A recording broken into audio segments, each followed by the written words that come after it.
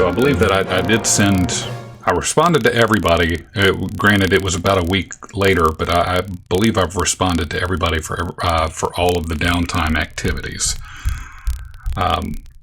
Lindsay being the only one that I didn't have anything for. Yeah, I was bad. I pretty much just got decursed, and y'all took the axe away from me and meditated on going berserk and how I almost killed you all, for the last week or however long we had. Yeah. So meditated on not a premeditated murder, but, unintentional murder. Mm-hmm.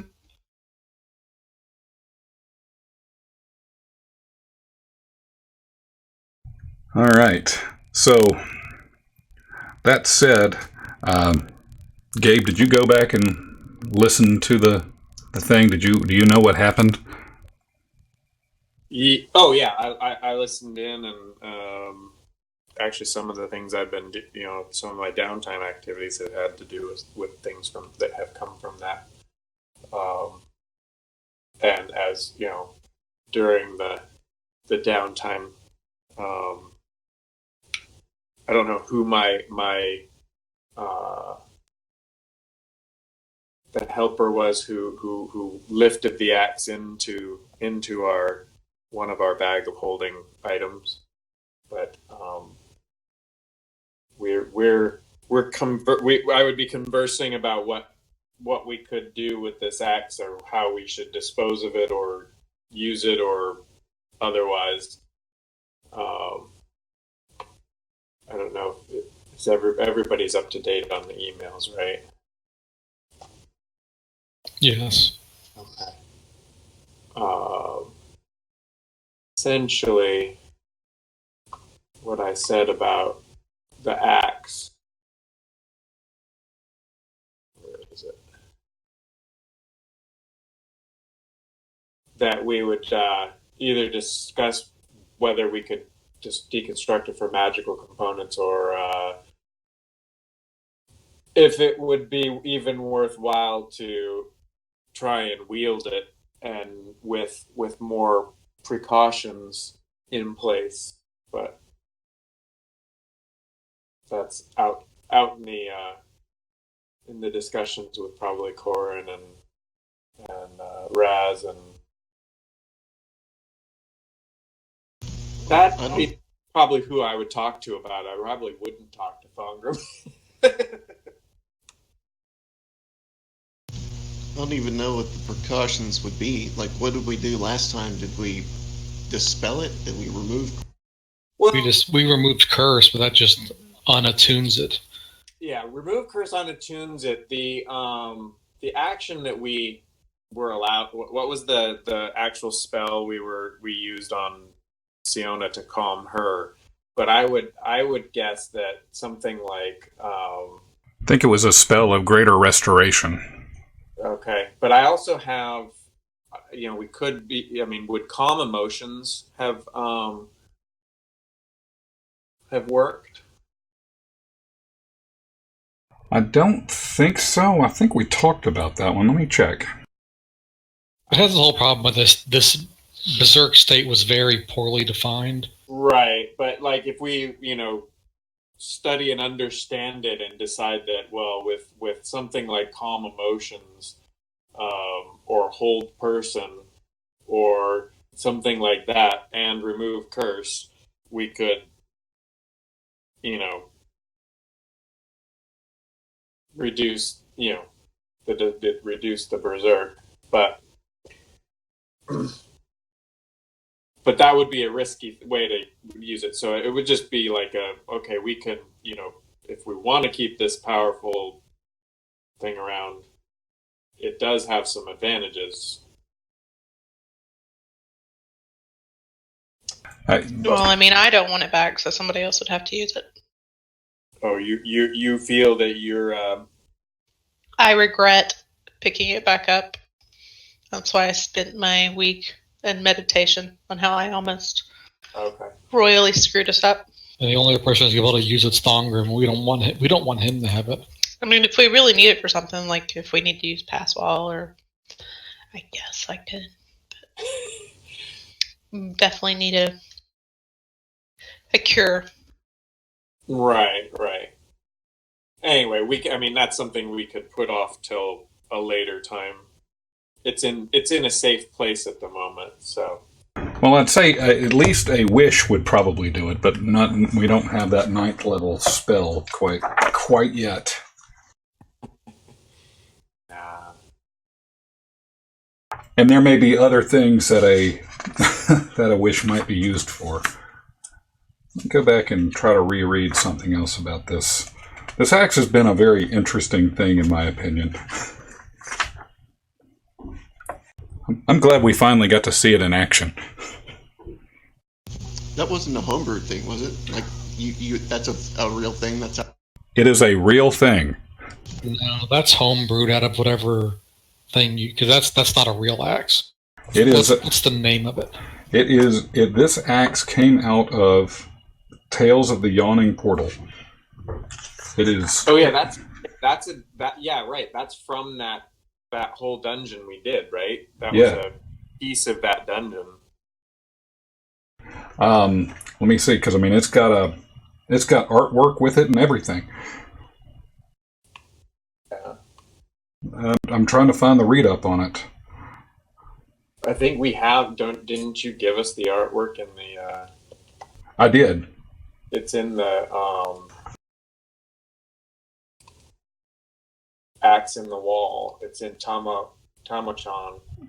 Tolokes Papalocus. Yeah. This weapon it's called a Berserker Axe. And it has 12 charges, regaining stuff at dawn. Let's see. That's the part, because the Berserker Axe doesn't have anything beyond, it's a +1 axe. The Correct. charge thing, I think, is where that module homebrewed it up. And that may be true, but I mean, granted, this particular module was converted from something that was written in like 1980. That Burning Hands is crazy powerful.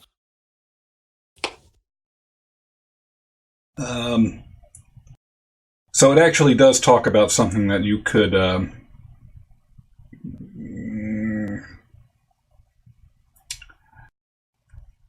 It does talk about something where you could actually deconstruct it, and it would kind of destroy the axe.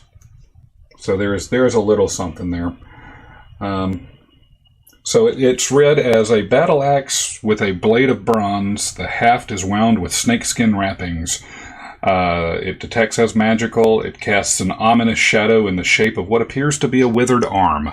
And those who approach it within reach or get within reach of it feel a cold chill run up and down their spine. And anyone who tries to pull the axe finds it impossible to do so until this creature does something with it. So it can't be picked up. So it can't be picked up by another as long as its current owner remains alive. So we may have a little retcon moment here, because technically I would think Siona is the current owner, and this could have a whole Mjolnir effect. Well, if Mage Hand is an elevator, and we just used the elevator to move it into a bag of holding. Are you trying to argue that an elevator is worthy? I believe we've had this discussion before. I believe it's a pretty common one about Mjolnir. So yeah, whatever. It's in the bag of holding.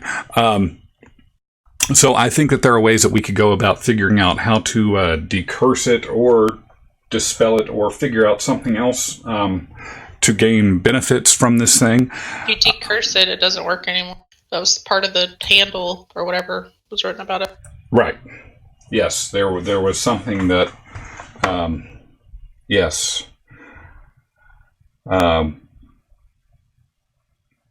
Yeah, if you take the. Basically, there's some parchment in it that's wrapped into it, and if you take the parchment out, it loses all of its magical ability. But the parchment, I read it as a spell scroll of sorts. That's how I read it. some kind. Yeah. So we probably wouldn't be able to deconstruct it for any. If we look at the guide to making magic items, finding pieces that we could use would probably not be.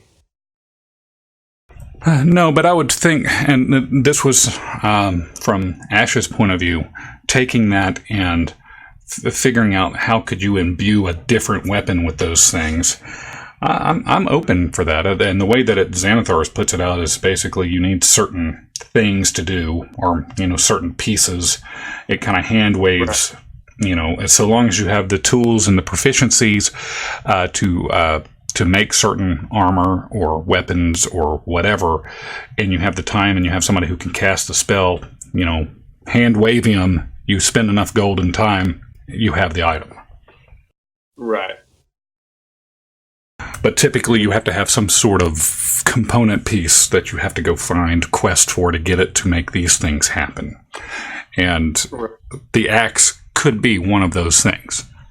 I mean, nobody really fully understands it because it was written on and used in a language that none of you understood.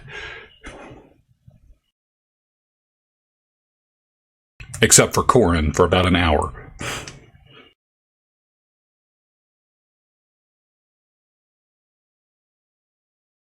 So, I realize we've just kind of jumped into this. This is all things that I had on the docket for the session.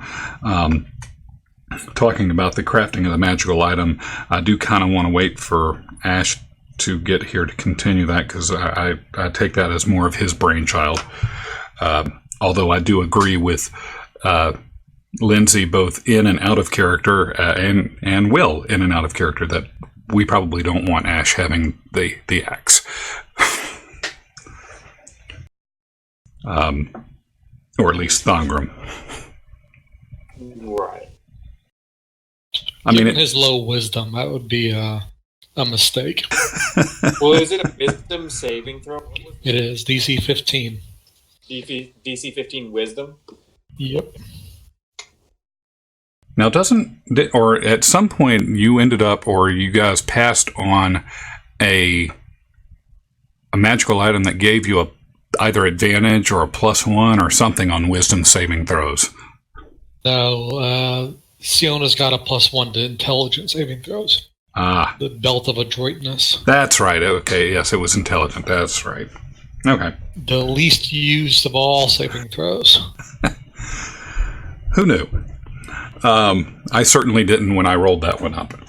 All right, so let's go through here, and first, let's talk about selling these magical items.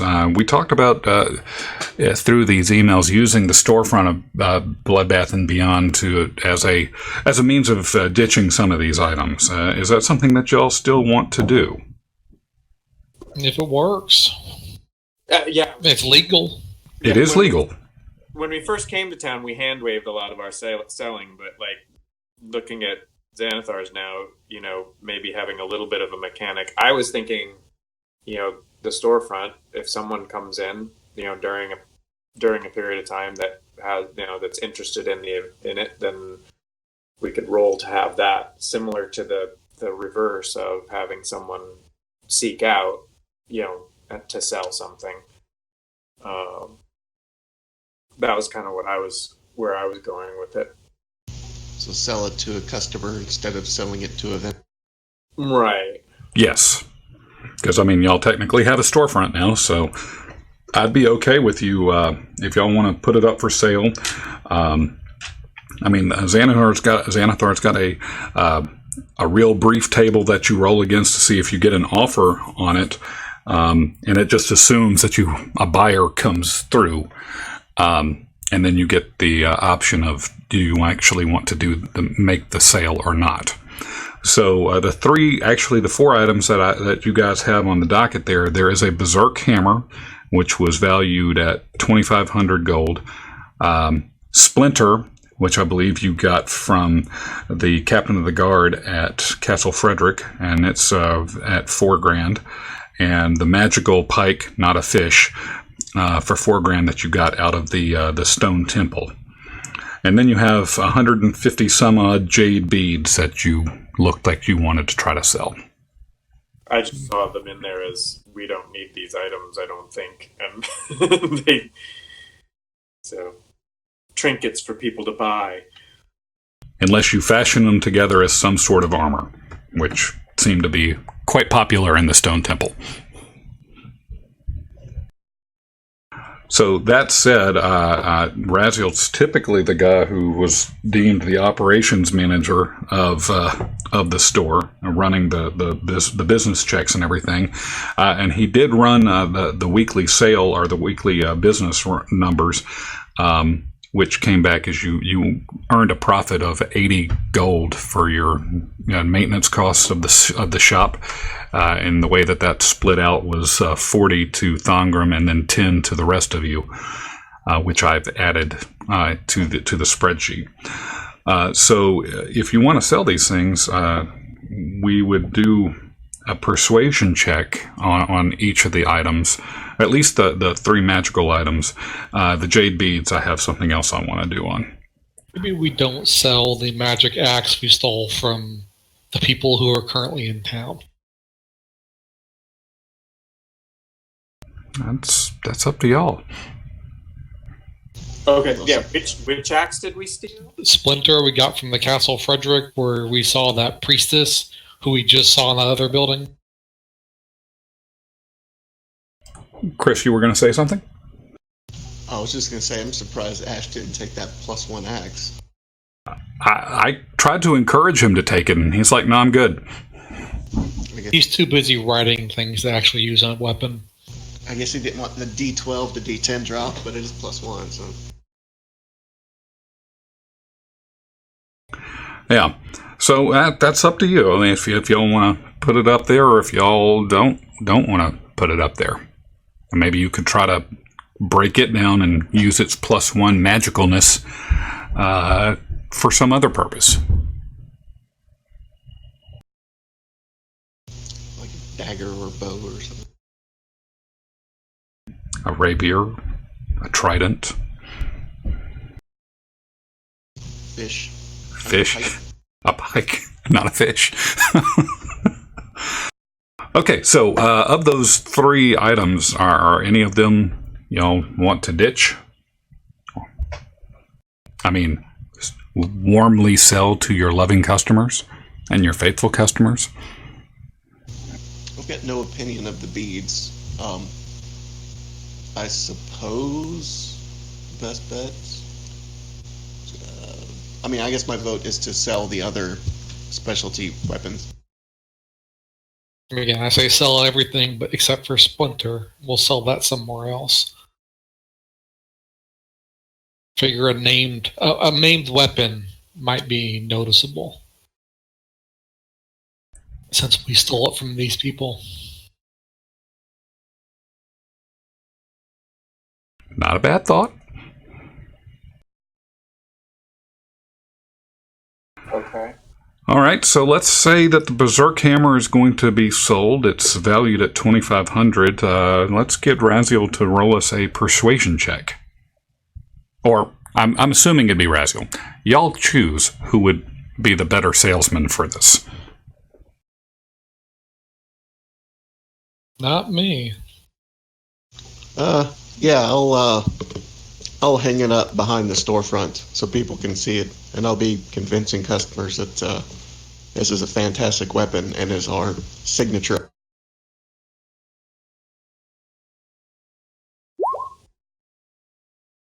Well, lo and behold, you have found somebody and convinced them that it is indeed your signature weaponry for the day, I assume. So you managed to get an offer of 150% of that, so that'd be 3,750. Is that what? Are y'all willing to take that offer? It doesn't have anything higher. Sure. Can I, before I sell it, could I retro spend a little bit of gold to my employees to have them not embroider, but emboss our logo Absolutely. like on the pommel. Yeah, absolutely. You know, I figure they probably have a die in the back that they, you know, they heat it up a little bit and just kind of ding, tap it on there, and you know, they fashion a Bloodbath and Beyond little insignia. Tag it into the hilt. Yeah. All right. If we only had an artist that could draw some of these things, that'd be great. Mine's like stick figure theater. Okay. So we'll say that you've spent a little gold. We'll say that probably cost 5 gold as a, you know, kind of like an embroidery type thing. You know, it's a kind of a do job for in-house. So the Berserk Hammer tagged with the glorious Bloodbath and Beyond insignia.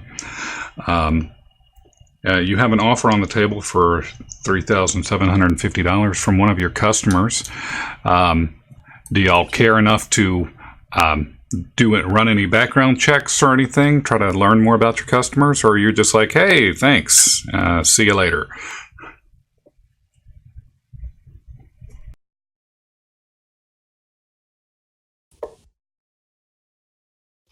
I say just sell it. Many? No. All right. Yeah, I don't think I would have had the foresight to think about. Okay. So you are gladly taking the offer of $3,750. Now, does that go? Let's do it. All right. I like it. Done. You guys have. Now, does this go to the coffers, or is it split between y'all? Whose coffers? The stores. Just put it in the group money. We'll split it up later. Okay. Our cash register, if you. Yes. Ding. All right. So Splinter is going to remain, and the magical pike. All right. It is there. I assume that we are going to emboss it as well. Might as well. I like it. Okay, so roll us another persuasion check there. See how you can deal about selling this thing.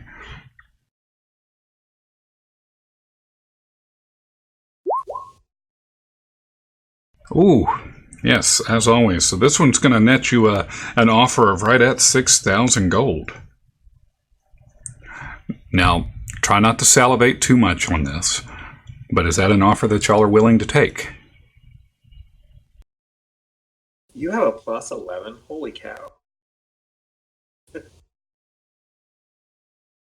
Yeah, he rarely fails. Yeah. So I'm assuming y'all are good with this. I mean, 6,000 for a fish, I think yes. It's yes. It was salted. It was cured. Yeah. All right. Magical pike gone. You guys have 6,000 gold. Not a bad racket here. Alrighty. So as y'all are going through here, normal sales, normal day-to-day stuff. I think it was 156 jade beads.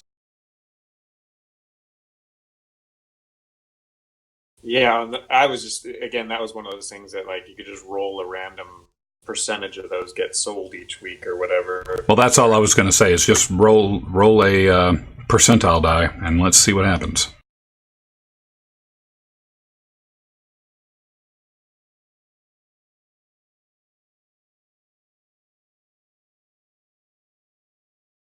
I don't even know how to do that. /R space 1D 100, I think.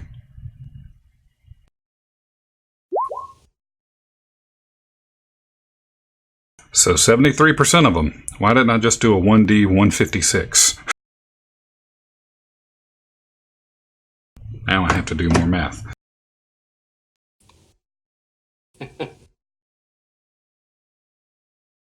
You were just showing us how it was done that first one, so it didn't count. Yeah, 114. 114 of them.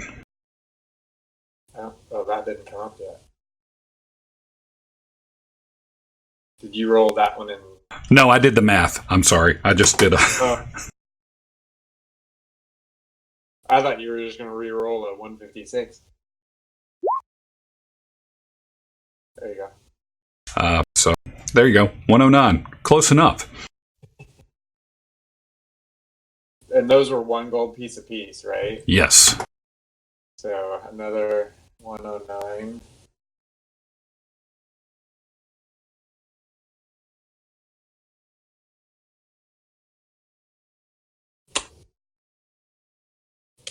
Okay.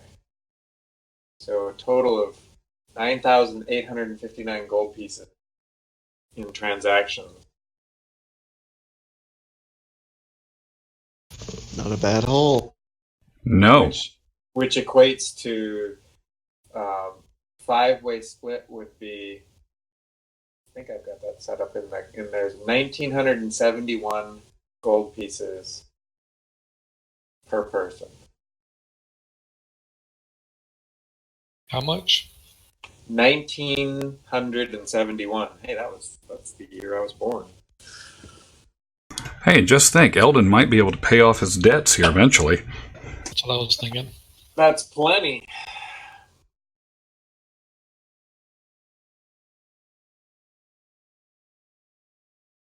All right. So, 109 of those gone. So, go ahead. Okay. Is everybody updating their gold in the bag of holding? If I can find, I always can't ever find it. I was just editing it too. There it is. Oh, someone just added theirs.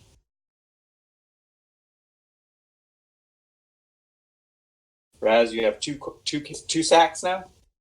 Yeah, just in case. You never know when you need a spare sack. So I'll pay Corin his 600 gold pieces back.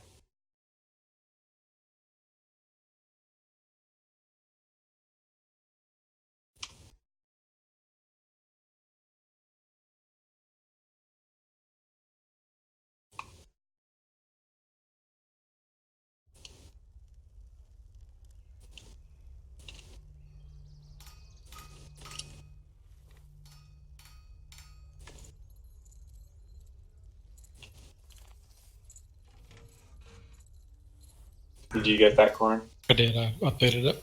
Okay. All right. So,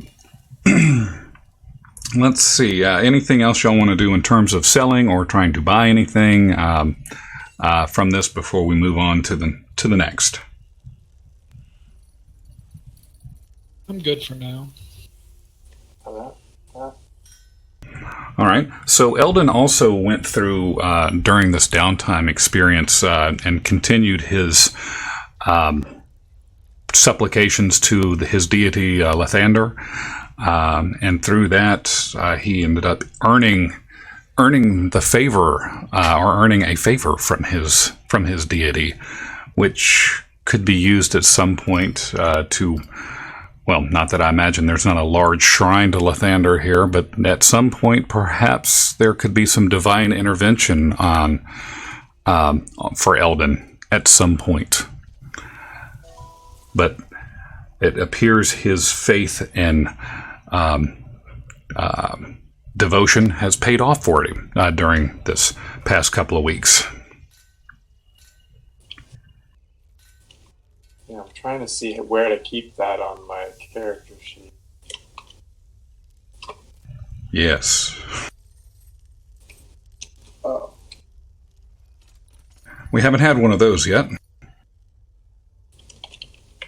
Do me a favor, if you don't mind, though. Roll me a perception check.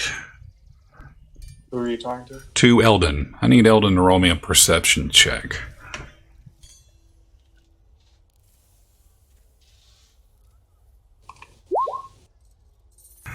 Okay. All right.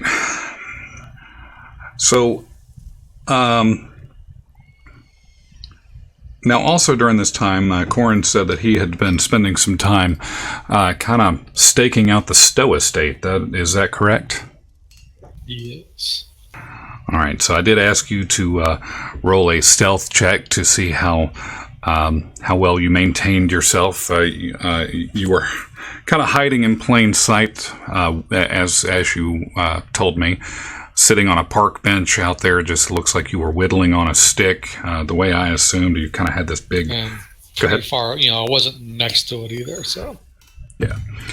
So you ended up rolling an 11 on that check. You weren't necessarily unnoticed, but you didn't really stick out like a sore thumb. For the most part, it was the people around there. If they were asking around, they may have gone about seeing somebody that may have matched a similar description to you, but they wouldn't have been able to pick you out of a crowd. I'm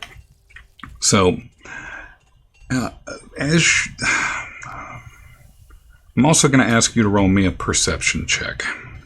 Okay.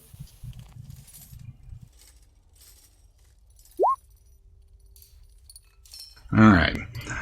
So, all right, that is for the first one. And roll me a second one, too. I have 2 items here.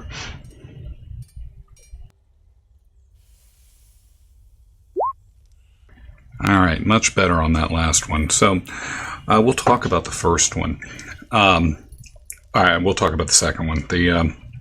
Other things that you noticed while you were in front of the Stoe estate, or just kind of staking out the places, you did notice an increase of traffic in terms of deliveries and such to the Stoe estate. Making note of an odd amount of lumber and building equipment. As throughout the day, you did observe and hear the sounds of construction coming out of some of the workshops and the workhouses towards in the estate. You didn't get any inkling of what they might be building, but you did, as the time that kind of the days went through, and I'm assuming you probably went there a couple of days, not like all day, every day. I spent most of the time doing the scrolls, so just kind of in the off time out after that. Right. So you would have noticed an increase in that type of traffic and, an increase on those types of sounds. So you definitely took note of that. Never really kind of got an idea of what was happening, though. It just did see there was an uptick there. Can you tell everybody again about the spells that the scrolls that you ended up inscribing? It's disguise, self, and invisibility. One of each. Okay. All right. Now, let's see here. Raziel, what is it? What did you end up doing during this off time, downtime? Well, mostly, I guess I was still curious about buttering up and make my way up the ranks, or not up the ranks, but getting to know some people, like to see if we could get some contacts with the blades or the cloaks, or even just, a friend of the blades and the cloaks. So I actually spent a couple nights at the Saj estate parties, just getting to know people, trying to make contacts. I didn't get too much. Let me pull it up here. There was someone who needed to find an artisan to craft something like a family heirloom for his estate, his family. Which is it wasn't particularly intriguing to me, but I figured this guy is apparently in politics, and apparently he says a bunch of nobles go through him to sort of help. He helps maneuver their way through the politics of the city to get to know the cloaks. So I figure if we craft this thing for him based off his design, maybe he puts in a good word for us, or we get to know him, and through him we get to know the cloaks.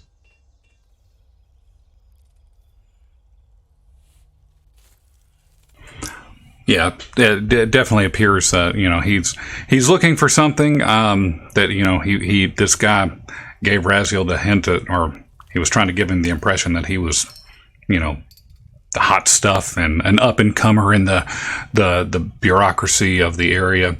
I kind of envision him kind of like the guy from Futurama, which for the life of me now I can't think of his name, but the Caribbean fella. Oh, Hermes. Hermes, yes, Hermes. That's kind of how I envisioned him. If that helps color anything for you. Okay. And I think the other thing was, I tried buddying up to Steve, the Hammer homeowner, a little bit, and I didn't really get too much from him, but he did mention that at the very last day of the party, of the Saj party, there's going to be like a show of power parade or military parade, so might be in our best interest as a group to go check that out.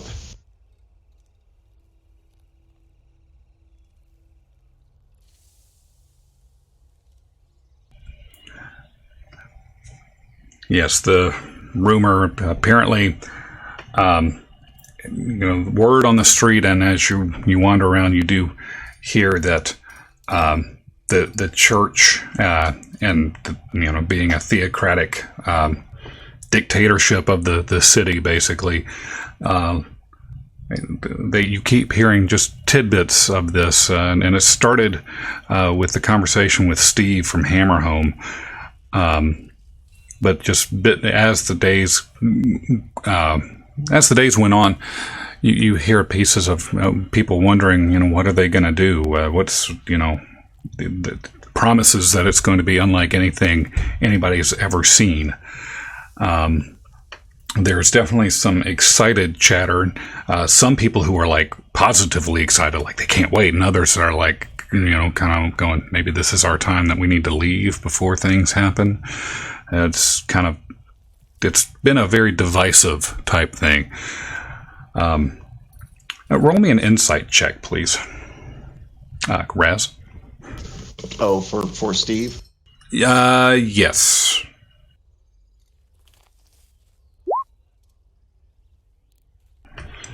Yeah, you get the impression that he is definitely holding something back, but the insights that you get that this is going to be a big deal.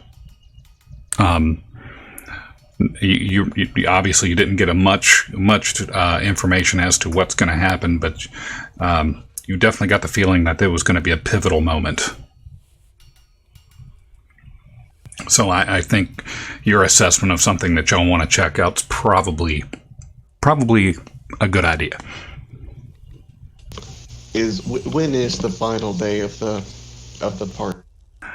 So we went through I think we were on the third day of it. So I think with the downtime and everything, that took us to the seventh evening. So 3 days.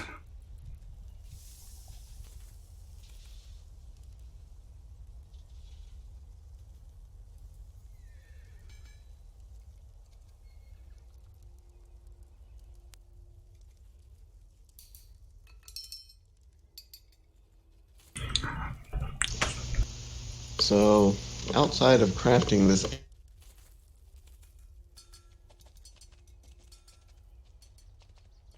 Outside of crafting the axe. Yeah, you cut out.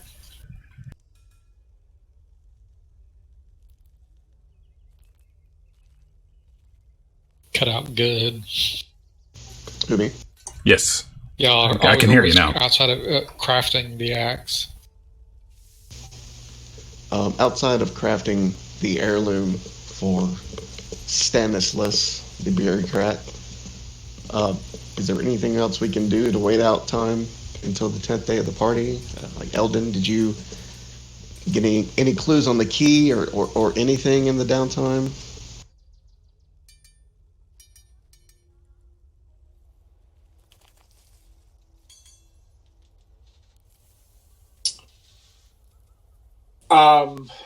I hadn't done any questions for the key. I mean, I had, I've now got components for some covert listening and scrying and things like that. But then also I did ask if we were going to get in trouble over the squirrel's nest and with a divination ritual. But I'd asked out if anybody wanted any other, did we want to use a day of my using the divination ritual on determining possibility of the key location? Can't hurt.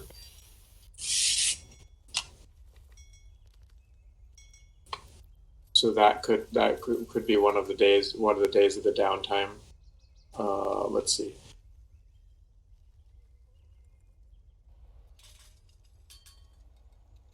One of the other things, I'm sorry, I skipped one other note there.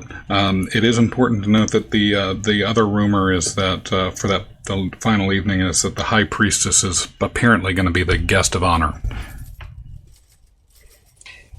And do we know that this High Priestess is the woman that we encountered?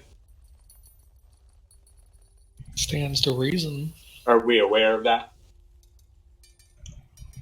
I believe you are, because it was Raziel who took note of it, who laid eyeballs on the person when he was inside the Stowe estate. Okay. And so we've our downtime was how many days? I believe it was 5.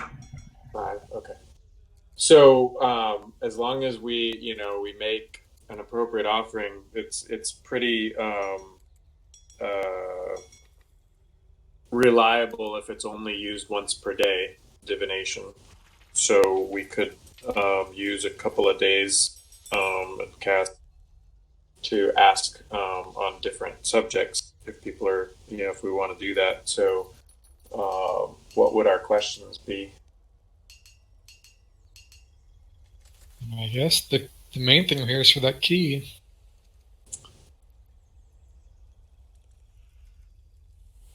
Well, okay.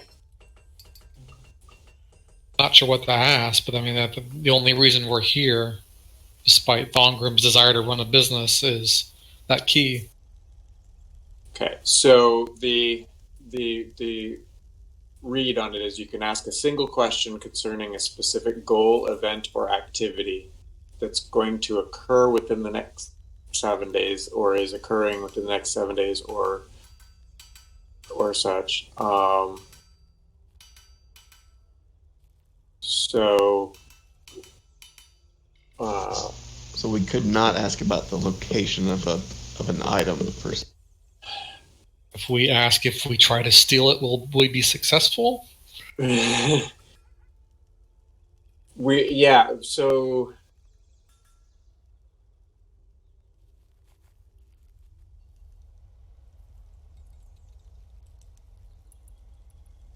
It seems like a good question. But we don't even know where it is, right? We don't. So the best that you've gotten so far, that is, you've ascertained that it is somewhere in the Mole Master area. This is where the key, when you focused in on it, it kind of guided you this direction. Right. So yeah, we know it's in the vicinity, but we need to know kind of more of a specific. Is there a question? Is that?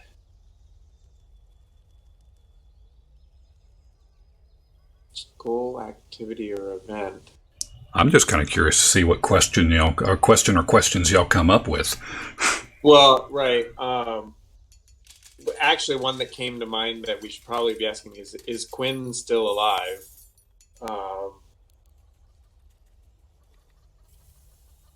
But I don't. That's. I'm not sure. Oh, guys, y'all have at least have a semblance that y'all care about me. Well, Hilden has a little bit, Raz says in character, "Who the fuck is Quinn?"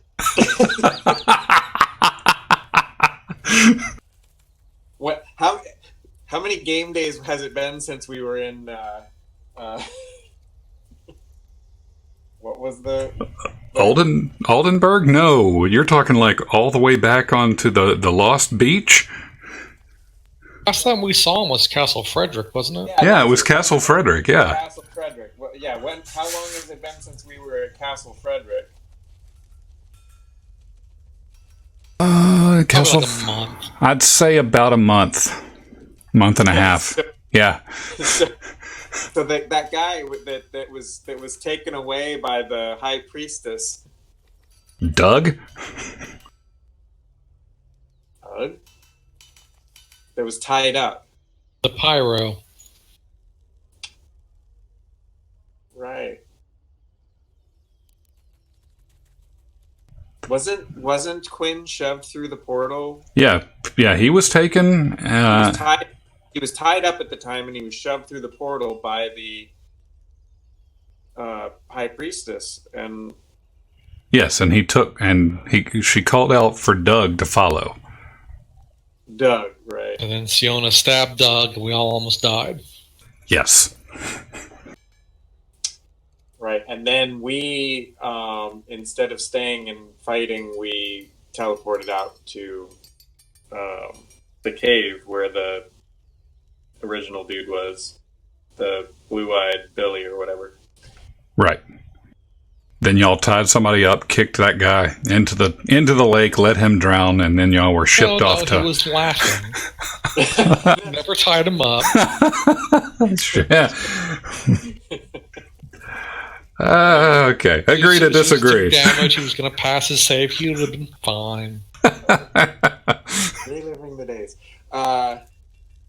Right. So then it's been about a month since then. Yes. And now we own a business and in Mulemaster, and we don't care about the keys or Quinn anymore. We just want the business to work. Yeah, those tens of gold we're getting a week. That's Well, hey, we were selling gold out of now. We just need to go on quests for artifacts that we can bring back and sell, right? real adventurers. Yes. I mean, that is what, I mean, if that's where y'all want to go, that's fine. I mean, the world around you may change, but as long as you're bringing in the gold, who cares? I'm willing to go that route too. It sounds like fun. All right, so formulate these questions. Should we ask about Quinn? What are you going to ask? It's got to be an activity or goal. You can't just ask, is Quinn here? Well, if our goal is to save Quinn, is our goal to save Quinn, or is our goal to get his stuff? he's got some good stuff, huh? He's got the MacGuffin, so that's our goal. MacGuffin. Does he have the MacGuffin? We think he's got the MacGuffin. You think he's got a scroll case, right? Yes, y'all at one point think he had the scroll case, and we don't know if it's still in his possession or if it has, over the past month and a half, 2 months that he's been away, if it has been pried from his possibly cold dead hands.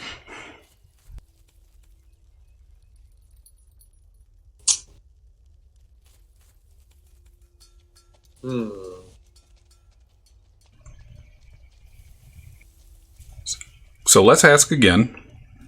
Why are we here? What is the goal? What is y'all's ultimate goal? Freshman Philosophy 101 course all over again. And yes. I still figure we're here for that key because something about bad stuff happening. Yep. And we got 2 keys, so if we add that 3rd key, we could beat some badasses. I also thought there was something about, like, we only had days till they did their ritual and brought Bane back. That was a month and a half ago. Possible they were lying.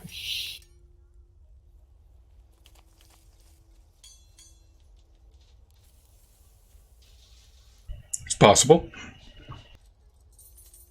Ash made it, so all things are possible.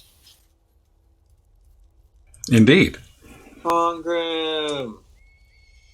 Otar. You exist. There was much rejoicing. You might have just accidentally clicked the Discord. And accidentally fell into it. Into Roll20.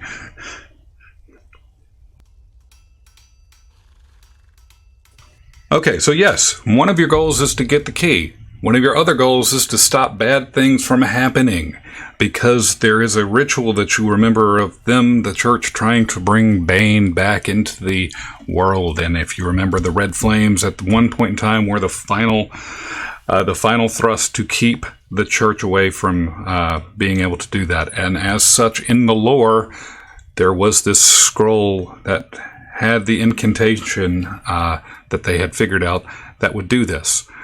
They had locked it away. Why they locked it away, we don't know. And not destroyed it, we don't know. But we suspect that they were trying to analyze the scroll. Maybe they could do something else with it. Because, it's not about what the power can do. It's about who holds the power. So perhaps the Red Flames themselves were going to try to do something equally funky with this magical scroll.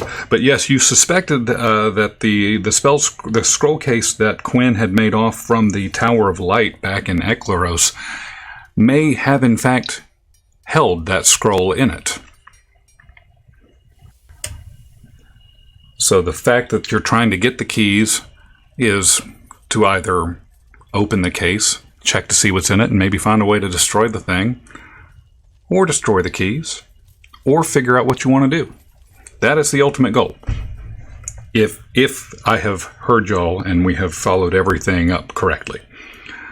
So, I like the idea of where you're going with this divination spell in terms of, what questions do you want to ask? I'm interested to see what you want to do there. And so this is all still trying to ramp up the downtime activities getting up to that point. Does that help? Ish. All right. Still don't know what questions to ask, but we know something related to what they should be. So here's what you do. We can get Ash to come in blind as Thongrim and say, these are the questions we get to ask. Because it's going to be good. Shooting from the hip sometimes is the right way to go.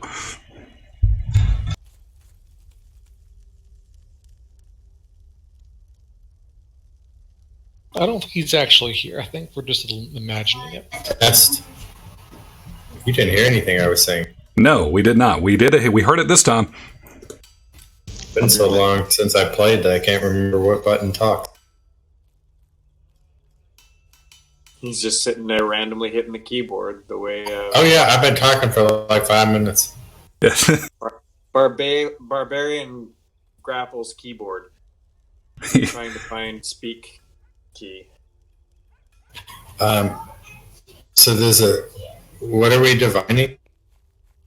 We can ask a question about a goal, event, or activity that's supposed to happen in the next 7 days. It's a new spell of Eldon's. And just so you know, y'all are already aware of an event happening on the final night of the party that apparently is going to be a military show of force or something that's going to happen in 3 days.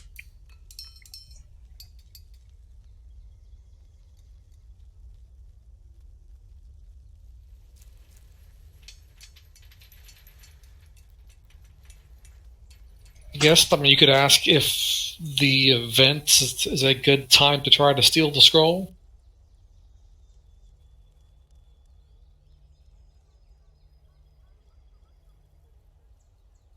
I guess you could say, will we cut? You could also ask if you're going to come in direct contact with either the scroll or the third key in the next 7 days.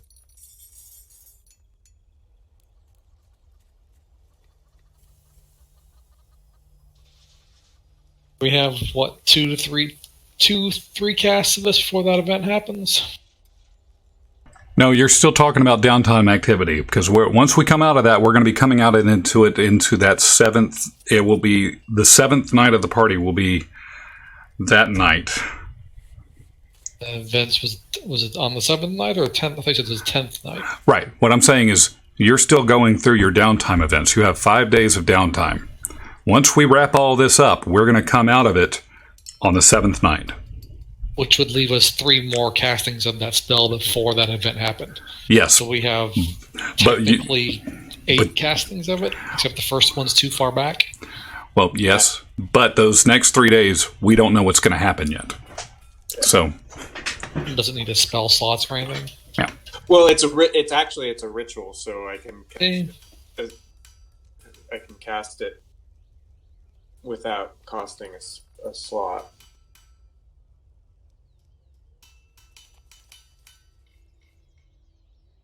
And So- the daily limitation is just because it's frowned upon to keep pestering a god. You may lose that favor with a vengeance. And we already know that we're kind of we've got to be careful about how things occur around the whole if we hear any rumor around the Squirrel's Nest event, we need to find ways to handle it in a way that casts misdirects people or something, because we may end up Ongram needs to lie low still. or we need to get Till we come up with a solution, he needs to lie low. Just coming back in, what did you say, Eldon, that we need to cast or whatever? Or lie low about? Well, we need to cast suspicion elsewhere and get off of us. The whole Thongrim assaulting people inside of a bar. Right. We kind of escorted him out in chains. He can't just be walking around town being like, "Oh, everything's great." Never mind your missing friends, but everything's great. So we have to be, so we've bet that one of the divination times that's been cast was asked about that, and we need to be wary of that, because we could have lost a possible. I mean, we could have upset a possible someone we possibly need as an ally. I think that's how it went. Yes. And nothing the sky self won't fix. Right. Right. Okay.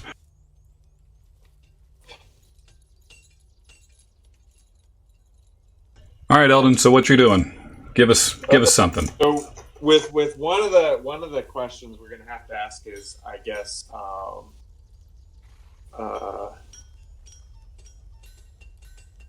we near finding? It's in the next 7 days, right? Are we near finding the next key within the next 7 days? The last key within the. Does it have to be a yes or no question?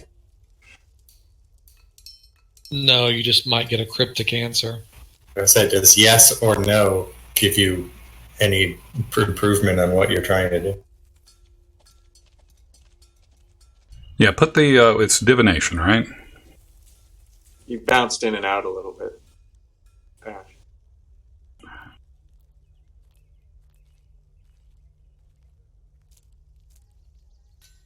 I heard him. Hang on. Okay.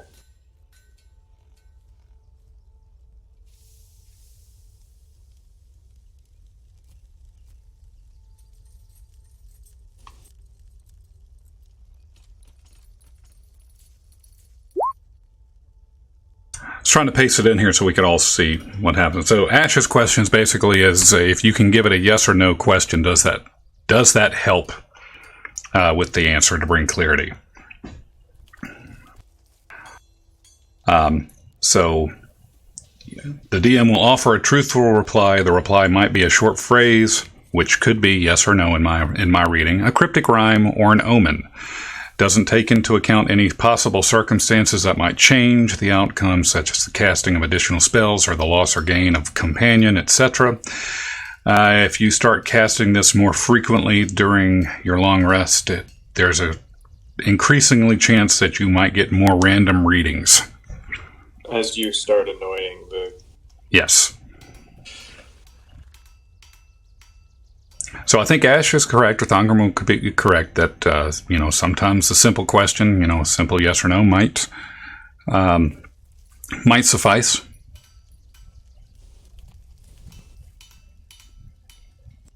So how do we want to say it? Are we nearing the...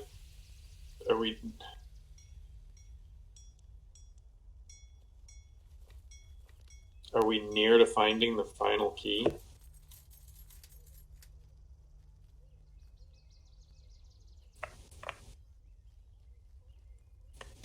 Will the key Do we already know what the final key is? All right, hang on. Chris, what was that? Will the final key reveal itself to us soon?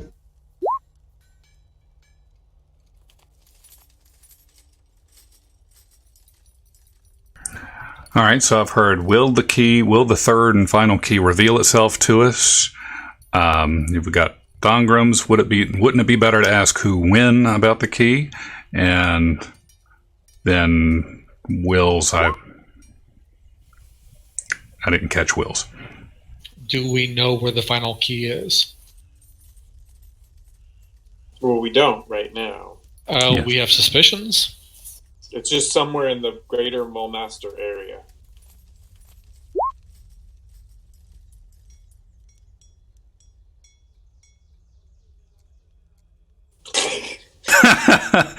If we come into contact with either the key or the scroll in the next 7 days, he's covered all the bases in this one question. That's actually more than one question, but no, it's the cuts a couple of logic gates in there. I like it. Now I need a monkey paw. It's technically, I'd say it's 2 questions, but I can imagine the cryptic answer you get back. Yes. All right. Go ahead. I'm guessing if it was a direct question, like you were saying, Will, like, where is the key? I'm not sure we'd get an answer, but it'd be nice to roll out if we got an answer or not, so we know how specific we can get.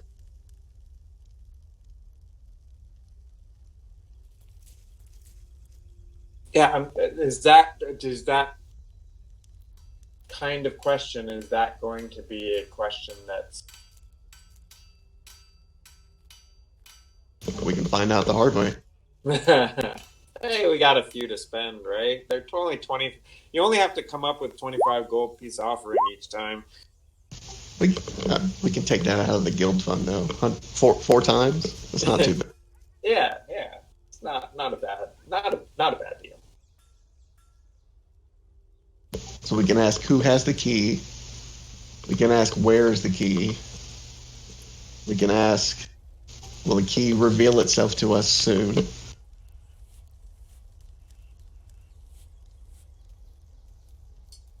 Within the next 7 days. Yeah, next one. Yes, I agree too.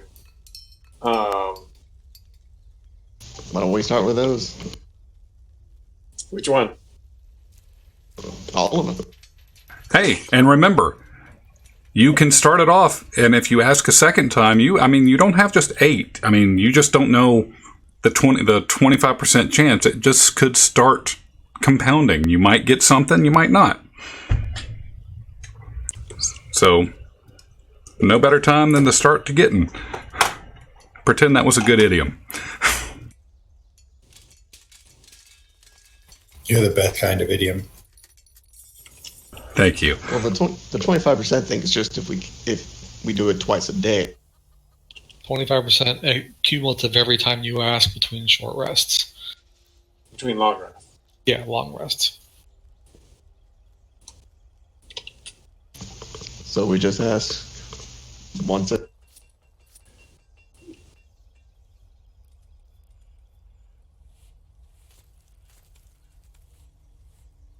so we don't incur that penalty. Right. That's kind of the Eldon's directions would basically say we don't want to pester them, but we can ask pretty much once a day something to help us to find our goal, to guide us.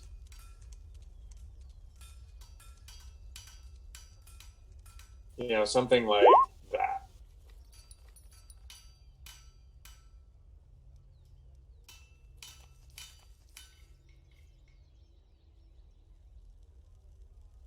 Let's start with that one. Is that a good starting question? All right. I'm good.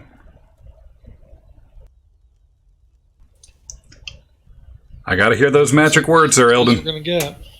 So we're going to go find a very quiet, secluded, and private and guarded space to cast this ritual, and we'll do it in the morning time, and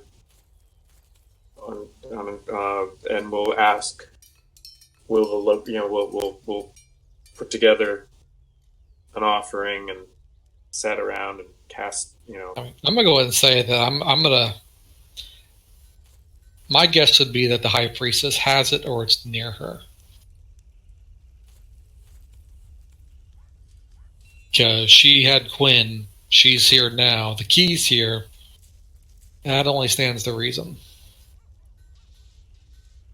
So do we want to change? Does that change the question we're going to ask? Maybe if I could figure out how the spell works.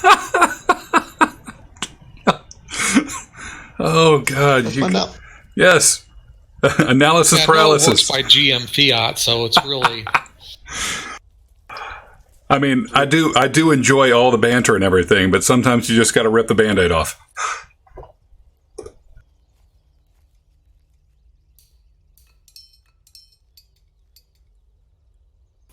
What is These spells that are just kind of worded like this, where I know they're kind of leaving it open, but what is your not name? well written. What is your quest? Eldon, all you got to do is explicitly don't say item. hit the spell. That's all you got to do. Go for what you got. Well, actually, So wait, what we know is that the High Priestess is here. They're building something. They're building something. Quinn may or may not be here. The scroll that Quinn had is probably here. The scroll case is opened by the keys. So we need to know if the High Priestess has the key, has the third key. Opened by one key or all keys? You need all the keys to open it? Yes. Right, you need all the keys to open it.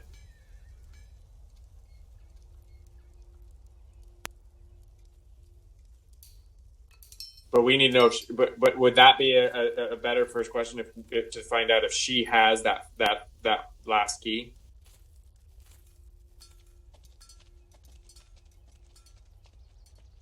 And no, it's here because you've sensed it. Well, yeah, we've used the other key to identify the location of it, but it's very vague as to the actual location. Right. Maybe what we need to do is find some way to find her and then try to sense the key again and see if it points in her general direction.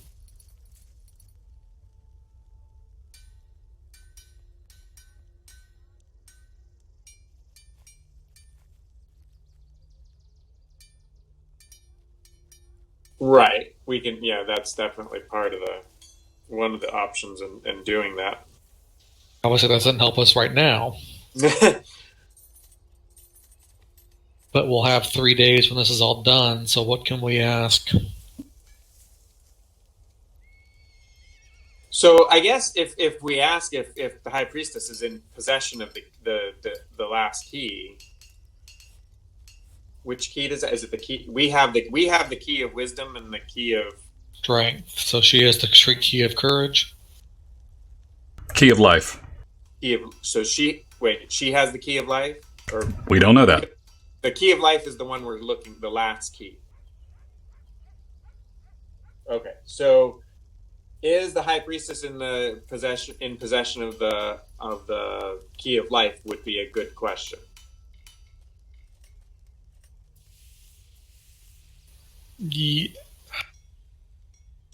Yes.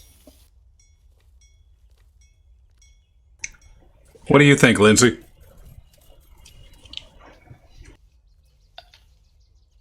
Yeah, ask the question. Sounds like a good question.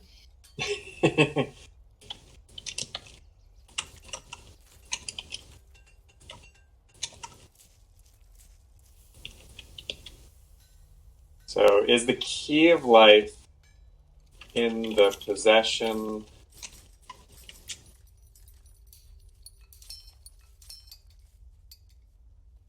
How do you spell possession?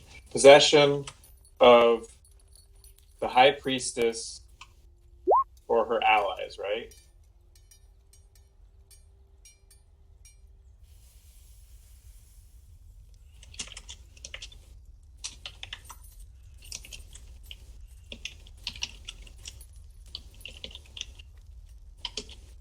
That question. Okay, so we'll start with that one. All right. So on that, I guess that would be downtime morning 2. Okay. After having this whole conversation the night before.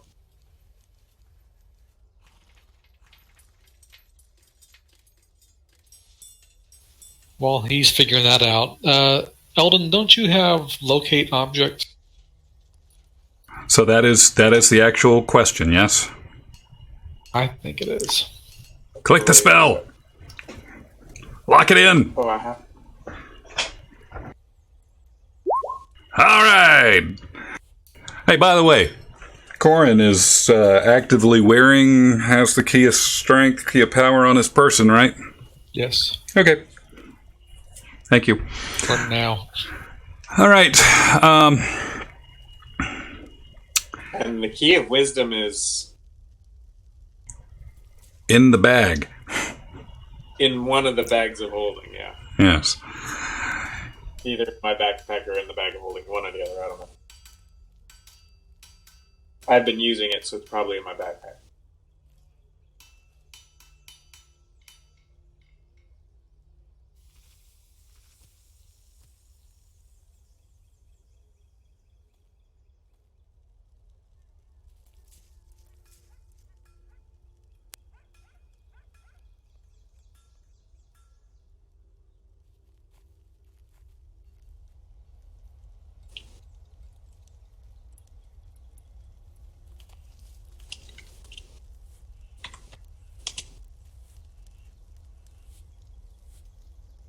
Eldon, you have locate object, right?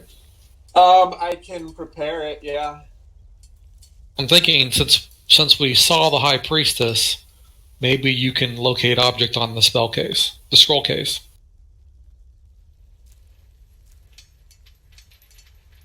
It's a thought.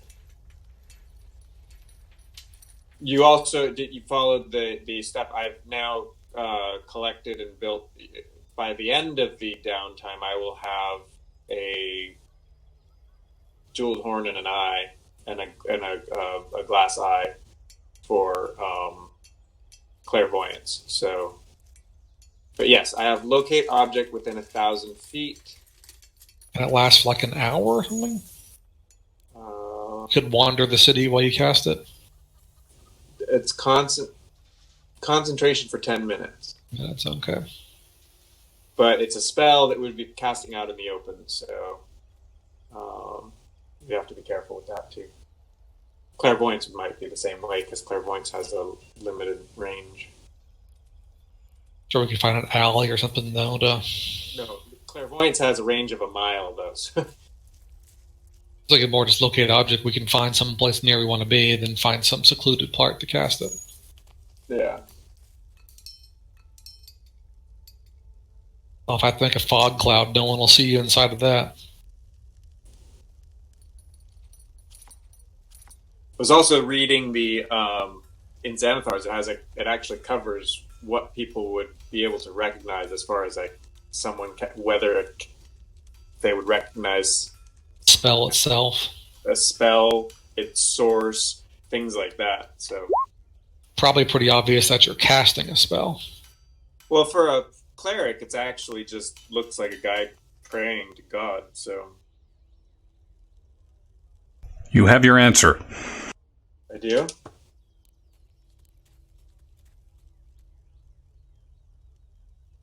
That means within the next 7 days. Provided nothing changes. It says she'll take possession of the key of life. Means it's in the city, she doesn't have it, and then within the next 7 days, all things as they are, she will get it. And of course, the other two keys have come to the city at the same time. So hey,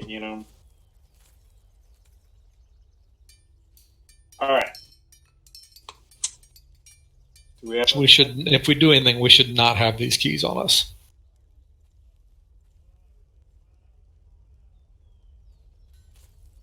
If a key's in a bag of holding and you try and do a locate object on something that's in a bag of holding, you wouldn't be able to find it, would you? It's in an astral plane somewhere, our pocket dimension, yes? Yeah. So it's technically not here.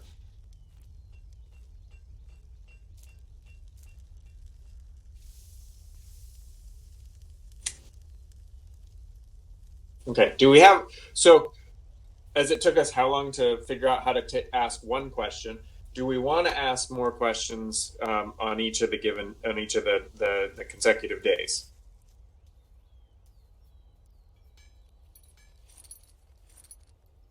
We know who has possession of it right now? Well, it just says that... One second. No, that's the question. Do we know who has possession of it? No. It just says she'll take possession. So The question is, that you ask, do we know who has it? Oh. Have we met the person who currently has it? I thought you were asking me that question. No, I was telling you the question to ask. English is stupid. Who's on first? Do we know who... Okay, well, we've got a moment to discuss them. So the question would be, do we know who has it? Because the last person we were told who it may have possession of it was the old gnome, right? Right, but it could be this lady who's still in the party has it.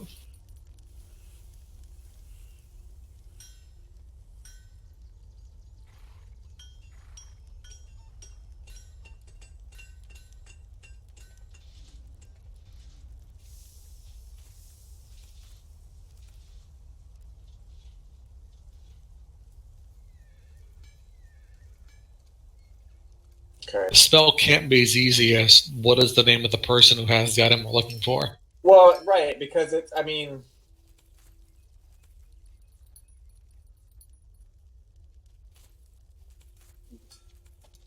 Yeah, I read it being a goal or an event or an activity. Like, what we just asked was really about...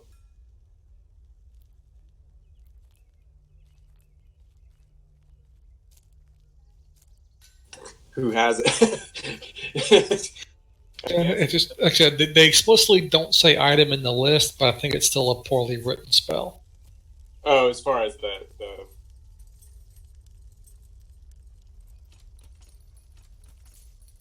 rule book. Sorry. It's just too vague. Yeah.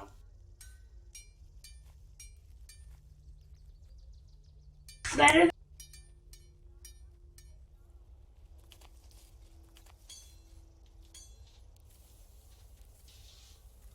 Sorry, my mother just called. Give me just another minute.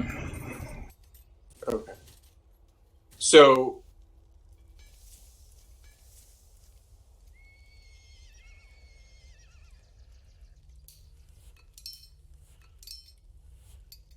What do we need to know?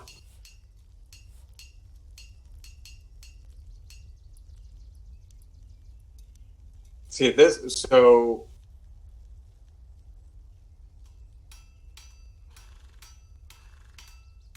All right, I'm back. Sorry. No question. Got it.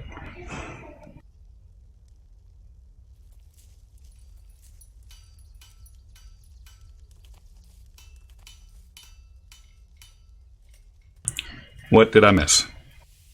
Just discussing possible questions. or whether we don't have to. I mean, we if that might be enough for us to say, well, we're gonna we're with Corin out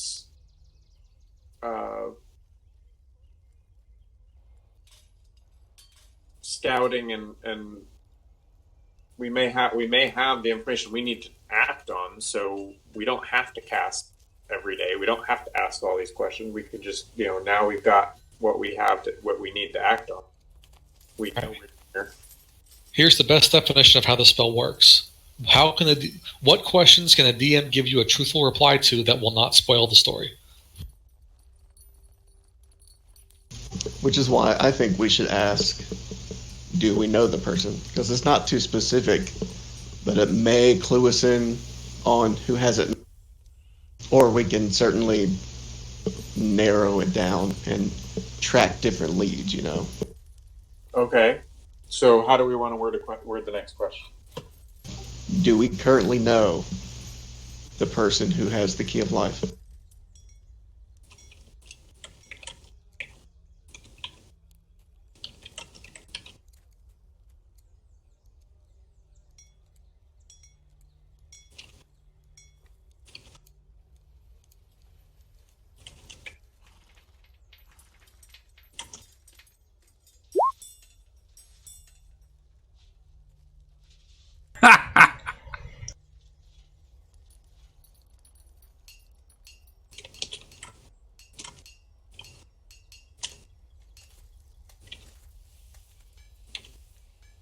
So it's, do we know the current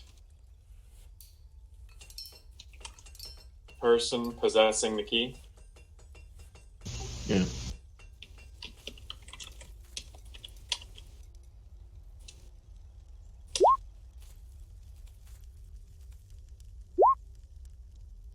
And go?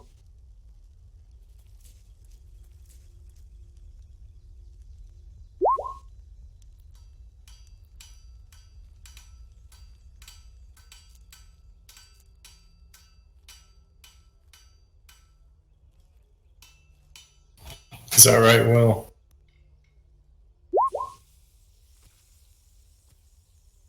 Do what?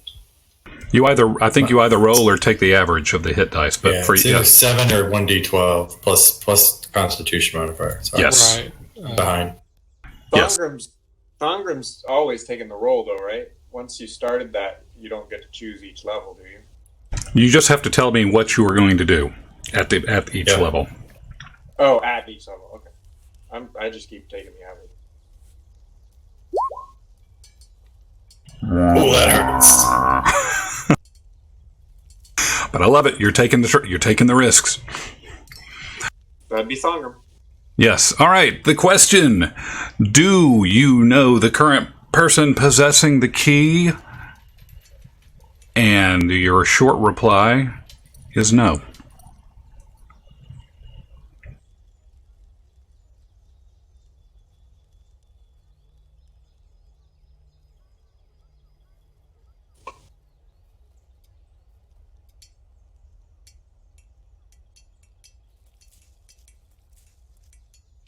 So there you go. Okay. You want to take the risk and reward and ask a second question on the third day with lets me roll my 1d4. I'm looking forward to it. No risk, no reward.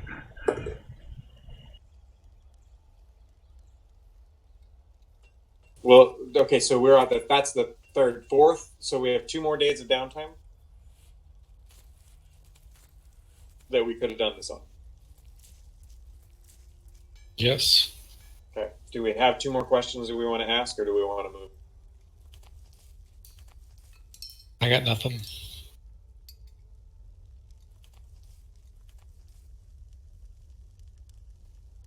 Yeah, I can't think of anything.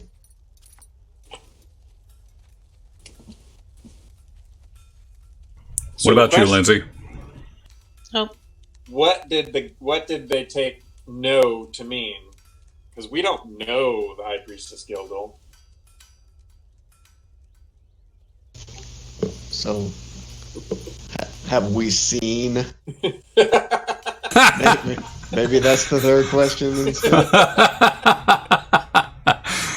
What is the right question to ask with our last casting of the spell? Yeah, that's a great point. How about like, have we seen or have we been in contact? Have we spoken with or something like? So now it's the same question, only have we been in contact or seen, or have we? Do we really want to do that? Have we ever talked to? Yeah, I think that's a good idea. Have we seen or know of the person? It's 2 questions. What? That's 2 questions. I don't like know of. It's still too vague. We're gonna. So who's funding the Just take that off the interest you owe me for those loans. We got some guild funds, right? We just use that. I just paid you back. Come on. What was the juice on that? You never told me when I. It's 5 castings of divination. Yeah, go for it. Seen or talked to, your pick, either one.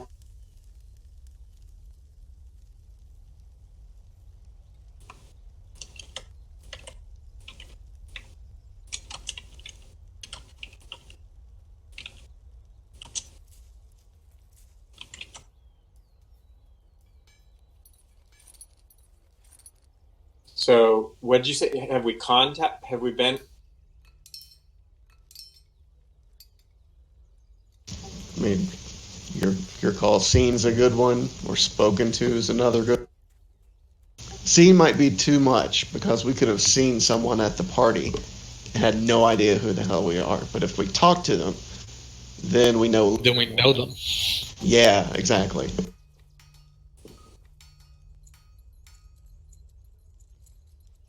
Have I been within arm's distance?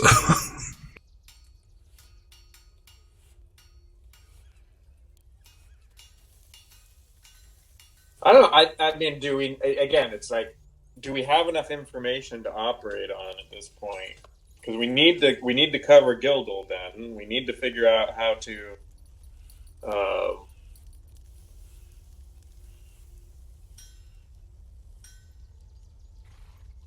How to attend to that. She was pretty powerful when we last saw her, and kind of did a lot of damage to us right off, and before she. That fireball. Yeah, well, she also did a lot of damage to her own folks. Yeah, and she didn't seem to care much about her own folks, so she's that makes her even more dangerous. That's like berserking.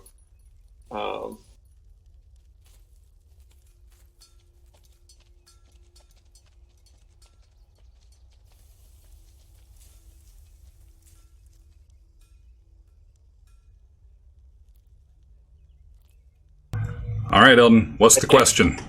That's the thing is I'm not sure I say we just skip it until we get more information. Yeah. I'm not sure we're.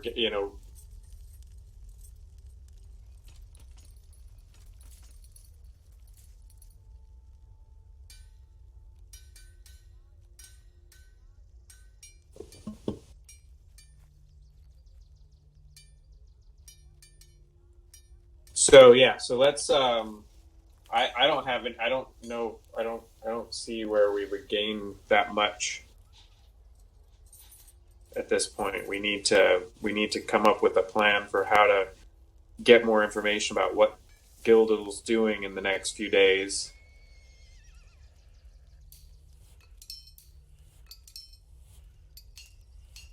I still say we do the locate object chest. Yeah, what's the... Okay, so locate object.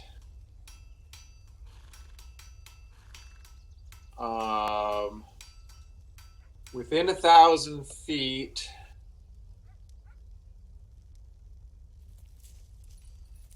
an object known to us, as long as we've seen it. So have we all seen this case? Did Quinn share that with us? We've seen it. Yeah, okay.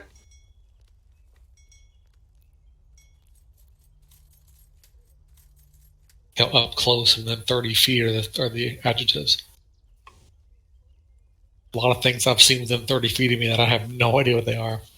Right. Okay. So where do we want to go to do this?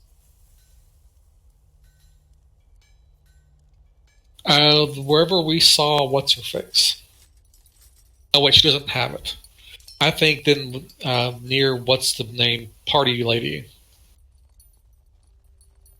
Corn is bad with names. Scroll case. And what's 1,000 feet on this map?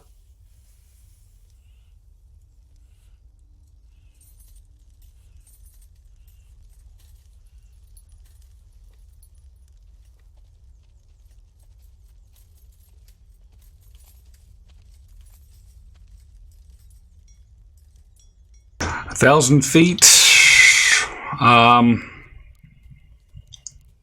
Do we not have a marker on there?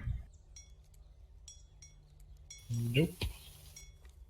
Well, if those are individual buildings, 1,000 feet, maybe a block, maybe 2 blocks. I mean, how many miles do you think that is? There's 5 feet. Okay, so this is the Derek Zoolander School for kids who don't read good? I mean, how are they going to get inside? So if you figure that building's 100 feet wide, 200 feet, might be able to get that far. Okay, so a block and a half looks about right. Okay, and so where was that part? So we want to go to near where the party was, or near where we saw. I think the party's the best place. I'm gonna go with she's got it. And we're talking about the scroll case at this point. Yes. Because that's what we've seen. We haven't seen the key. We've seen the case, but the case was with Gildel and Quinn. All right, so maybe that's right. I'm getting my keys and my scrolls backwards. If we're gonna do the scroll case, then I think we should be near her. And where was that guy's house? Because we were at that guy's house, who we just saved his son, right? Or recovered his son. I don't know if save was a... Murdered all his son's girlfriend's friends. Yeah.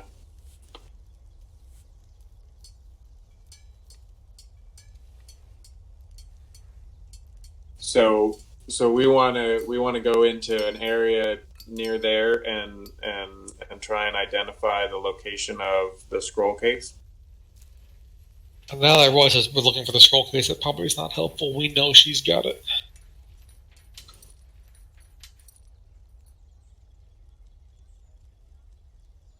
Okay.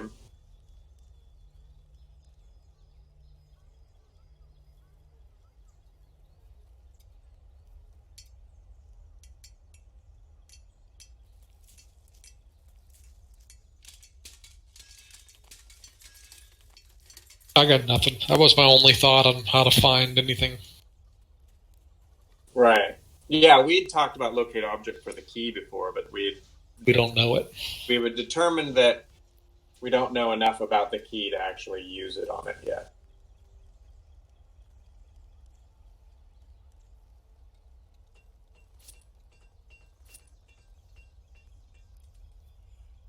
All right, so what's the deal? KSL dealio. So let's say we're done with downtime and we're in real time. All right. What are we doing going forward? So we're ending the day. We're at the end of, afternoon, going into the evening time of the 7th day of the Saj Estate party. Who was being right back? Who? Is everyone here but Thongram, I assume? Probably. All right. So, do me a favor.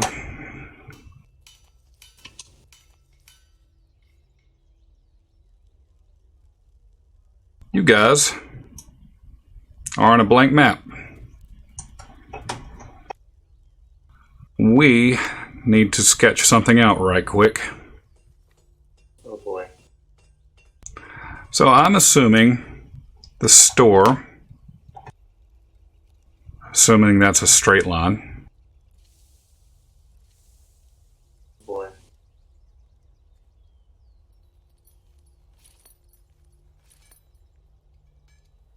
Of course, that's not going to work.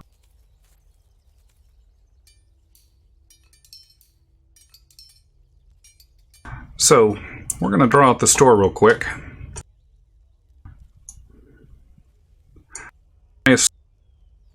I assume that it's got something like this shape to it.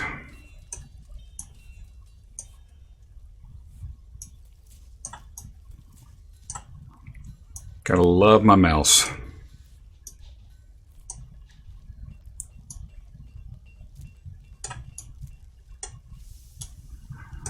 Based on the shape of the building on that map.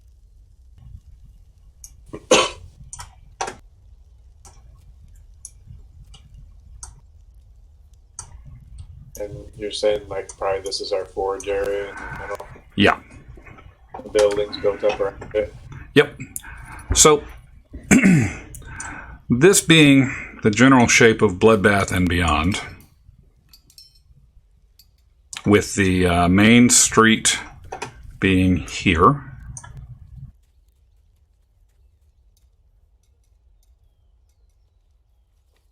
I don't know how to type.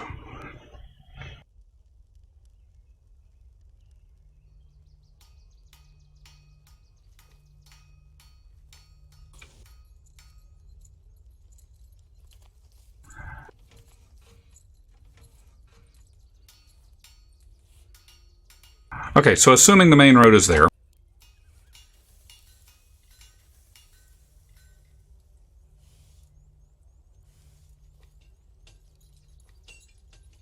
Assuming the main road is there, what does the shop look like in terms of rooms and things? So that part on the bottom, is that like an open area for the forge and stuff? Yes. So this area here, let me ping it on the map here so everybody can see it. This area here would be where the forge is. So draw out what the rooms might be.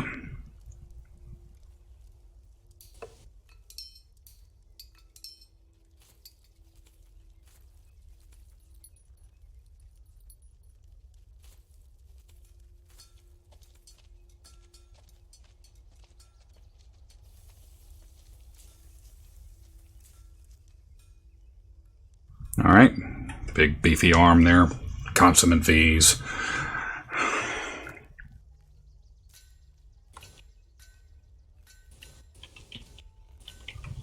All right, so Lindsay, where do you think some of these doors would be for for entry into this place? I don't even think I was here when we bought the store. That's okay. Just pick. Front? The store? Yeah, draw it on there. You get to pick.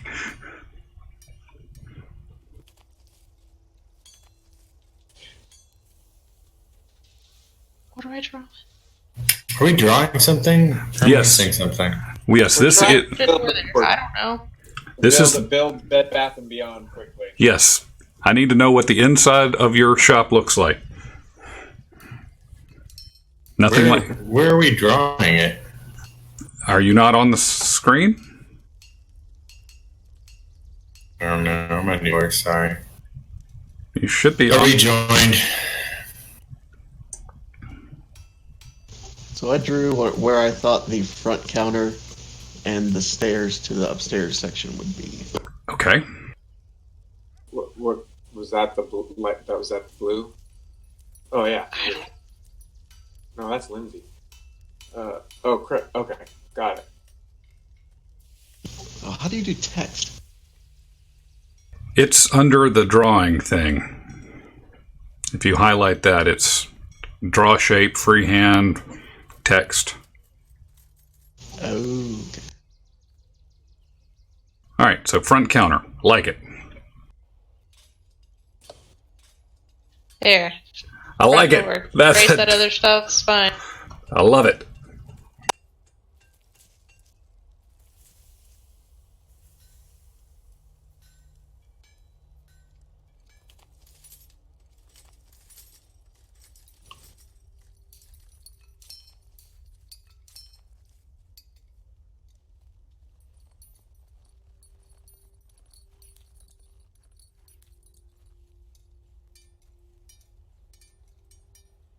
Big ass door. That's a huge door. Only the best.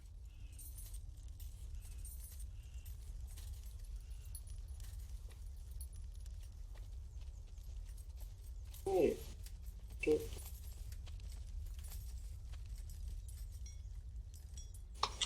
All right, and what's the area to the bottom right? With the yellow wall.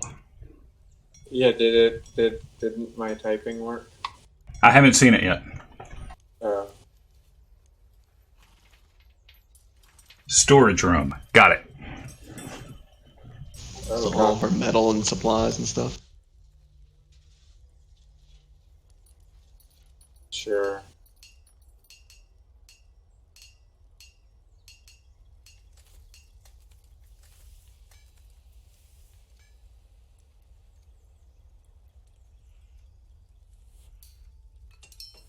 All right, you got a back entry door there.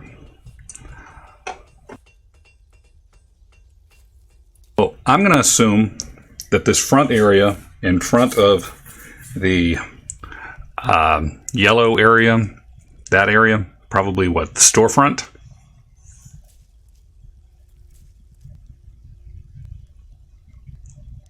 Right. To the yeah. Okay. I just put like a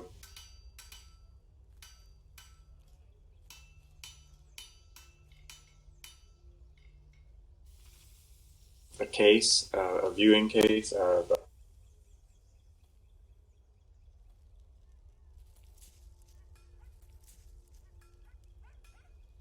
Can't come up with English, right? All right. Display case.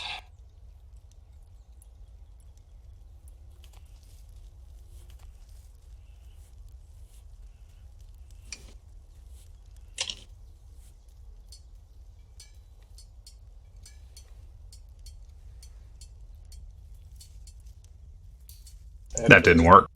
This editor is not fun to work with.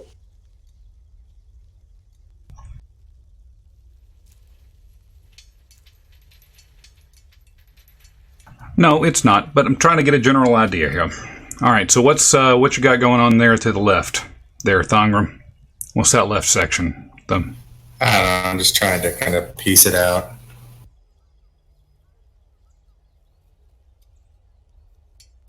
The good news is we've got some walls, we got some areas, we got a little display case there.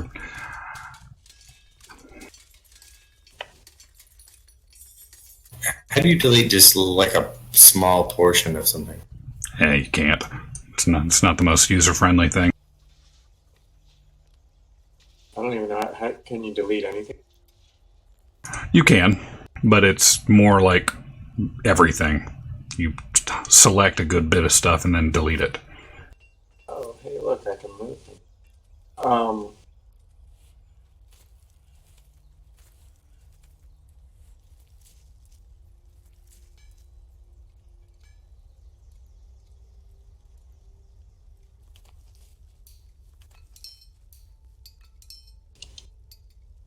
All right, so back office, storage room, display, and this workshop, I assume this is...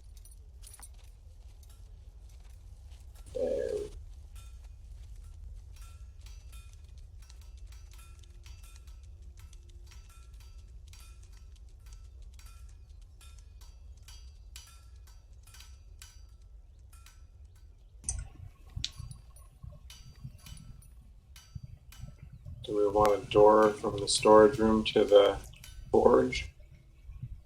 Yeah.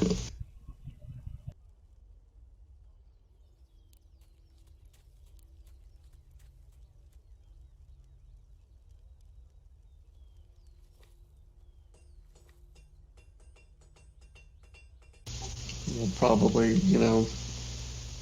have her buy reinforced, door, locks, and all that to the storage room. It's where we're keeping all of our ingots and forged weapons. And All right. What is Ash drawing? Just trying to draw a door there. Oh, But someone else was already drawing one. Never mind, I'll erase mine. I can barely see that yellow, sorry. Yeah. All right. Well, at least we've got an idea here, so we can work with this. All right. Any other quick embellishments?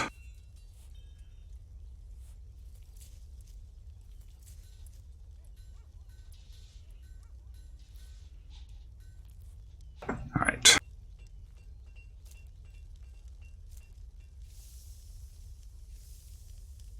this, yeah.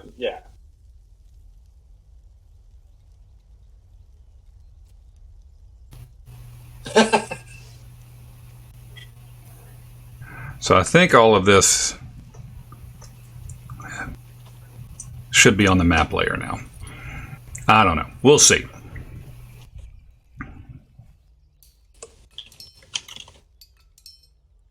that a bathroom? What is it? All right. In the forge.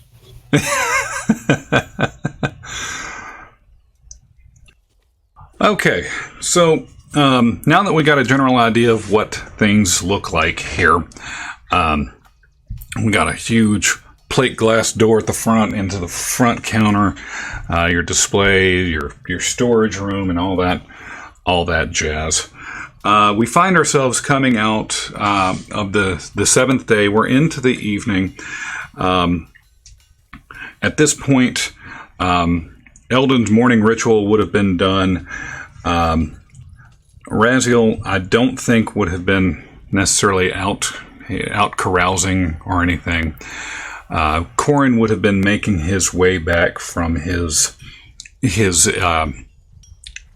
not adventuring, but his staking out of the Stowe estate, and coming back and reporting on what he'd seen. And let's see what Thongrim has to say here. Nope, never mind. Didn't we have somebody out front selling cotton candy or something? Oh, the ice cream shop. Yes, you had somebody that you guys had talked about. Y'all were thinking about cornering the ice cream shop market. Because you guys had seen what had happened at the first day of the shenanigans at the Saj estate, and there was people walking around with these metal carts and wizards and sorcerers casting Ray of Frost on this and serving up the treats. Yes, so you did indeed talk to somebody about the ice cream shop. Swords, armor, and ice cream. What could go better?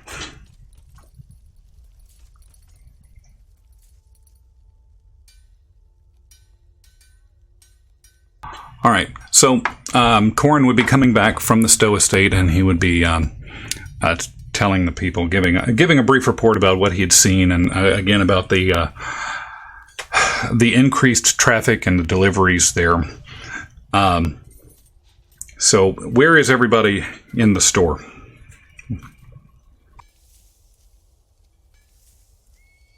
I guess I hang out behind the counter. I'll start dropping your all's people. Yeah, drop your folks in. Thongrim needs to be sequestered. Well, Thongram gets to choose where Thongram wants to be. We're keeping Thongram sequestered since he was arrested. He cannot be seen in public. Which means the forge is probably a good idea.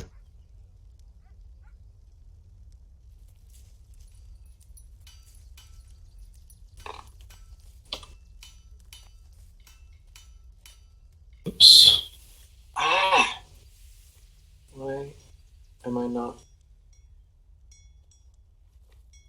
Where'd my...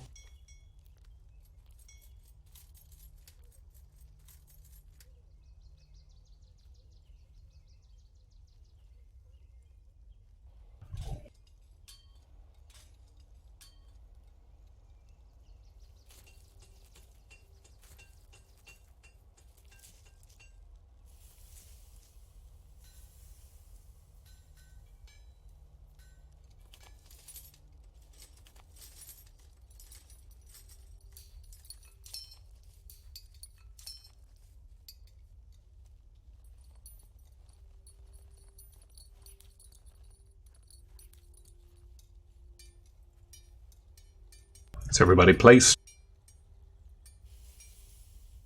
I am.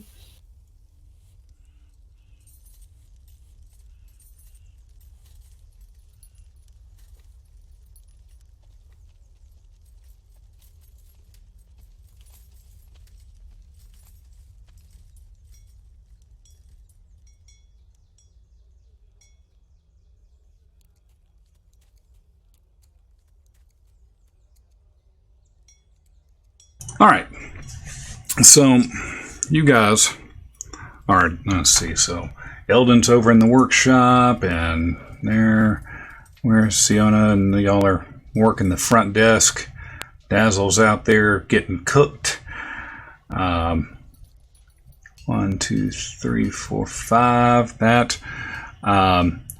Hey, do you have Orin? Oh, yeah. Get Orin. It's the best map ever. I love it. We should have a random few other NPCs, but I can't seem to figure out how to just draw random NPC. No. How come it won't let me select? Since I know we have a few other smiths working the random anvils.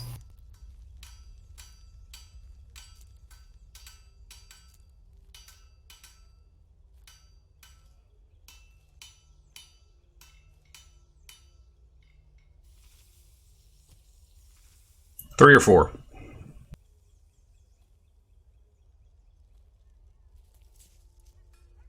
Three's fine.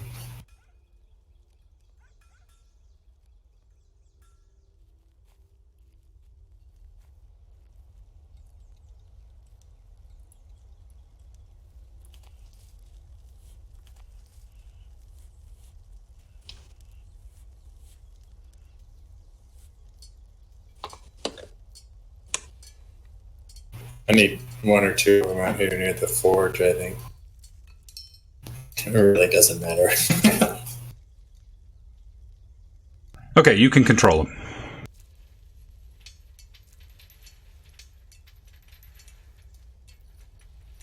All right, this is awesome. I like it. I like where we're going with this.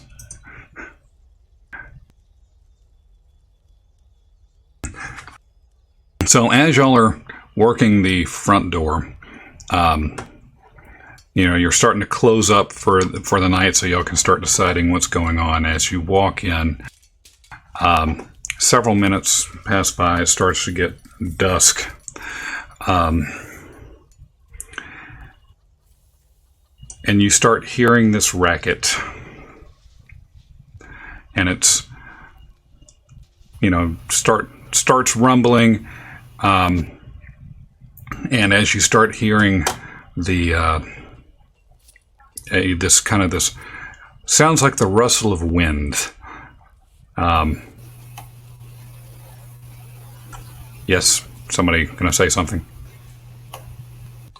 Oh, sorry. My alt key is my thing, and I have to do the alt key to make circles. So ignore it. I got you. All right. So you hear what is like the rustling of wind coming through, and the ground and the walls start shaking just a little bit as let me see, how does that work? 1 second.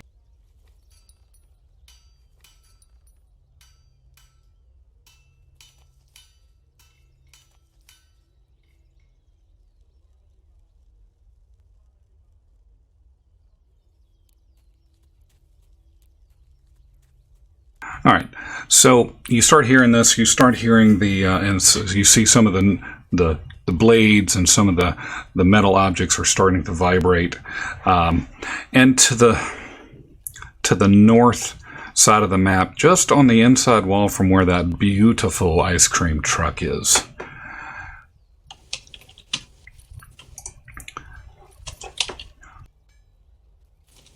And Roll20 has ceased working for me.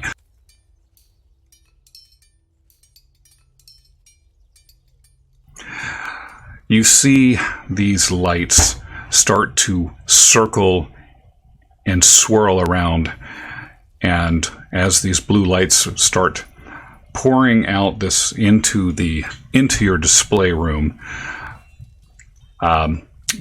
Corin and Siona, I need y'all to roll me a perception check each, please.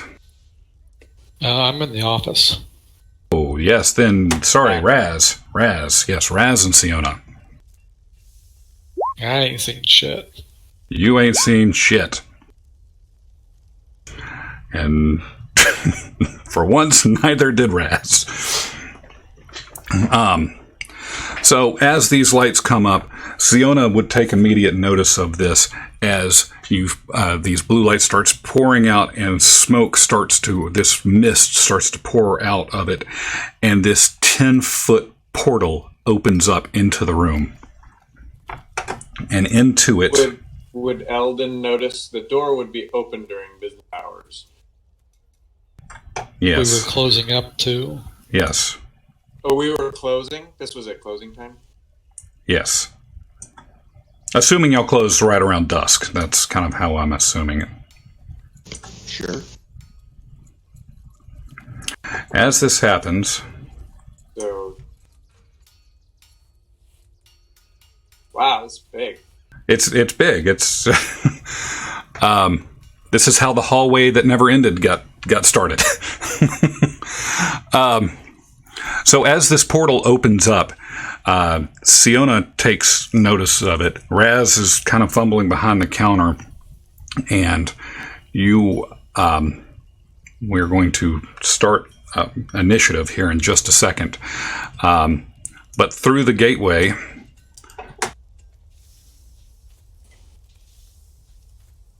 three displacer beasts, or what you assumed is three black-looking cat-like creatures, come through the gate, and with their black tendrils all scaling, and behind them, you see another being, another person.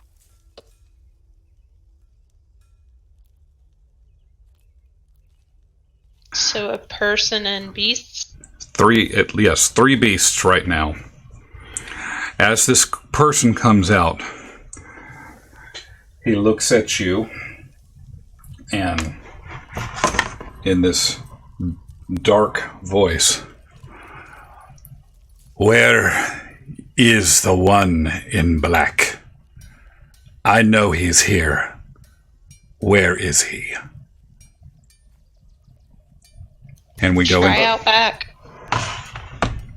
Oh, that was easy. Thank you. And he leaves. Do. I put Nordle in the wrong place. Ha! Damn it!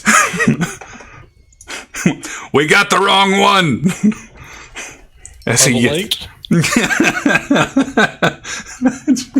All right. So You see him turn around and he yells back through the portal, "Wrong wall, asshole!" Oh, yeah! Oh, yeah, snap into a Slim Jim. All right, so as that happens in this conversation and Siona's taking this remarkably calmly, this portal zips to a close.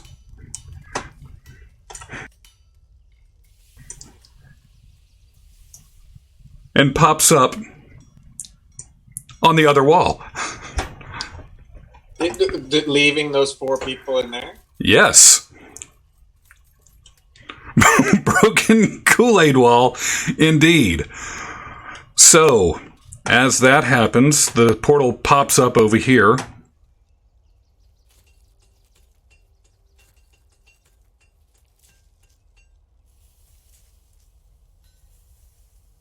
This is going to work out. Corin would roll me a perception check.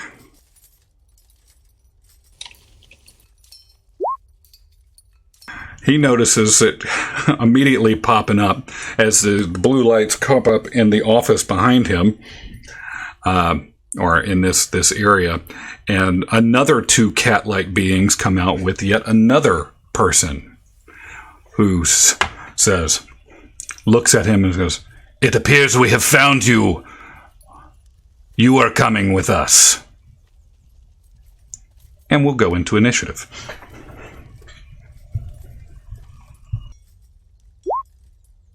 So the black one was Corin?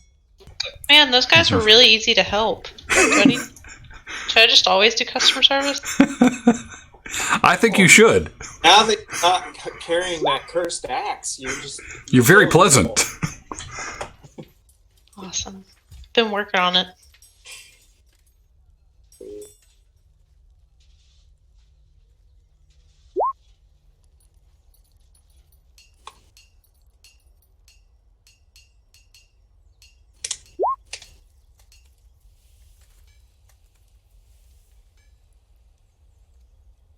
Slow on the up, too.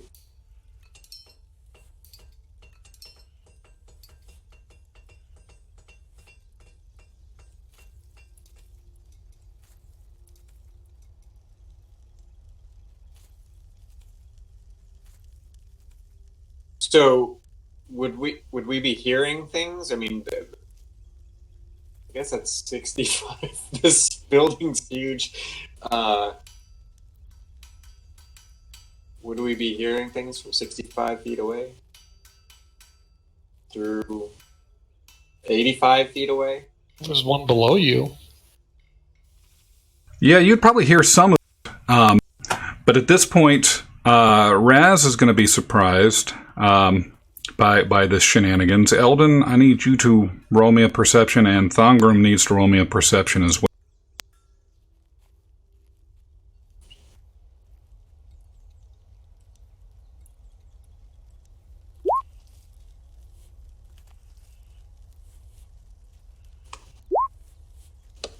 Oh, I'm trying to figure out how to roll initiative. I should have advantage on it, but I don't know if it takes that into account when I click the button. If it doesn't, I'll fix it.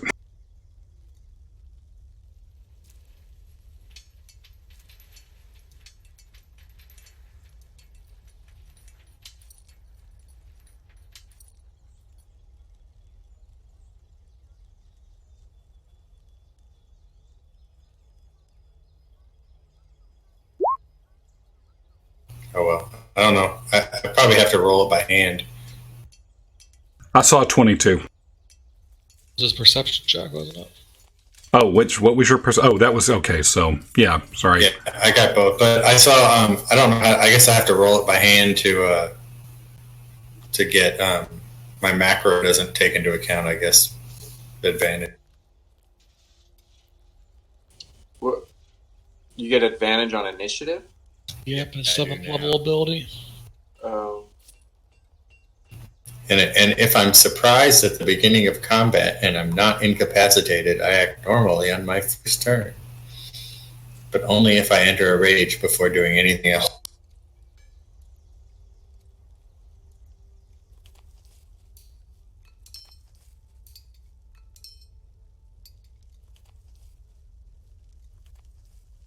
Okay, everybody's there? Yes. That's some high rolling initiatives. All right. So, that said,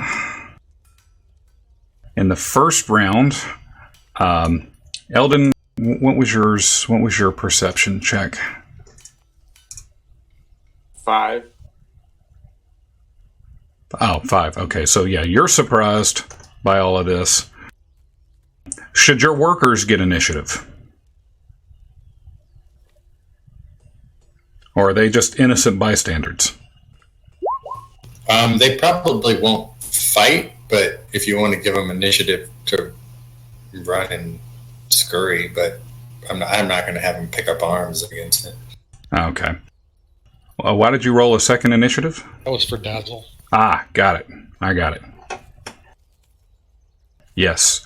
And Orin, does Orin get one? Or Yes, or it's not, he may not have an attack. he does, but He does? yeah, Mastiff has an attack. Okay. Well, then throw him on there. He'll defend himself, I guess, so that would, Oh, I'm not on the right.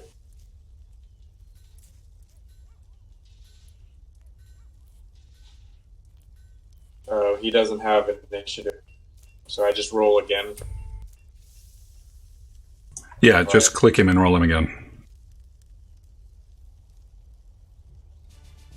Do you have a dex mod? What's that? Does he have a dexterity modifier? Let me look. His dexterity mod is +2.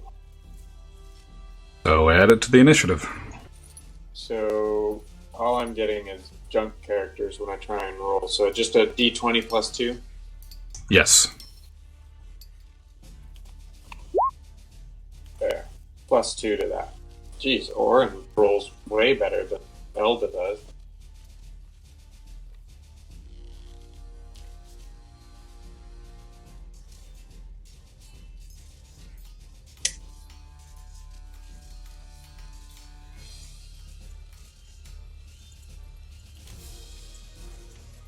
All right. So Eldon gets a something.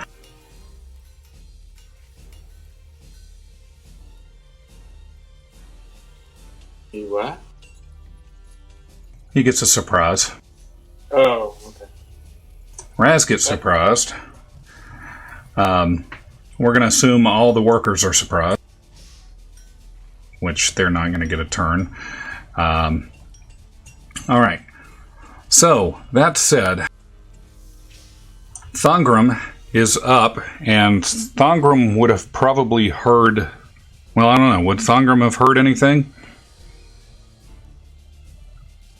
22.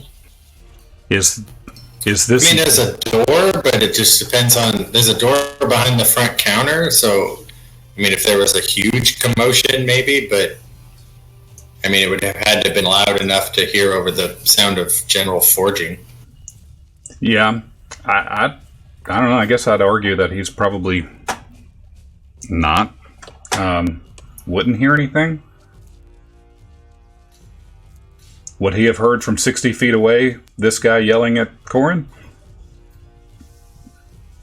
Is the door open? Would the office doors be open or closed? Probably closed. All right, so Thongrum probably doesn't know anything right now. So, status quo. I will continue to make whatever I am making in the forge. But I suppose if the horse freaks out a little bit, it might draw my attention for the next round or something. Okay. So Dazzle's up.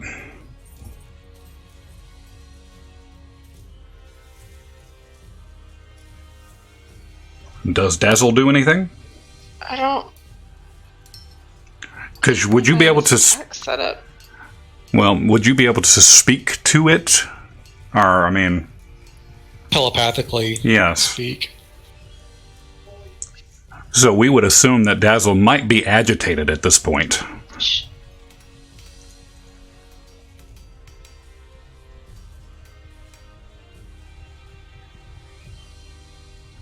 I guess he would go running to me. I don't know. There's his attack.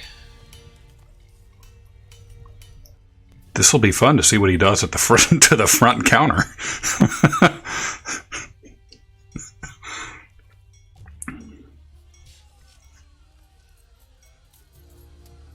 On that Orin. Yeah. Kind of look like a displacer beast.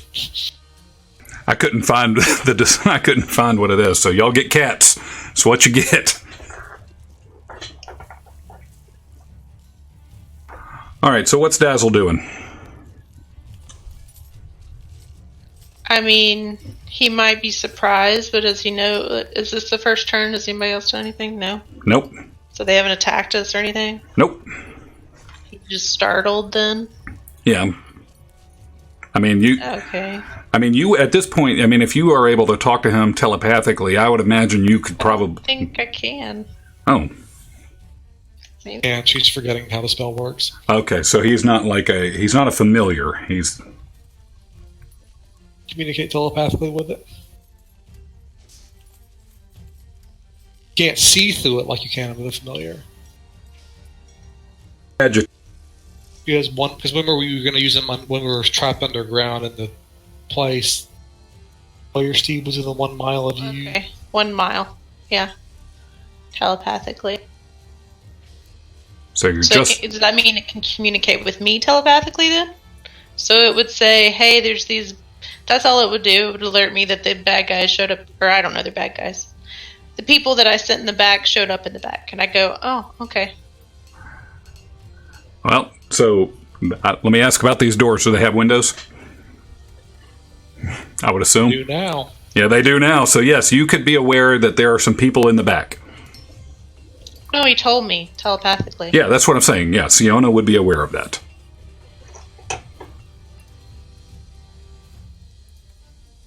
She's confusing the other Smiths for the bad guys. I got you. Yeah, these Gennaro-looking dudes, the gingerbread men, those are workers. Those are your people. Use people. All right. So, Siona is aware that there are other people around.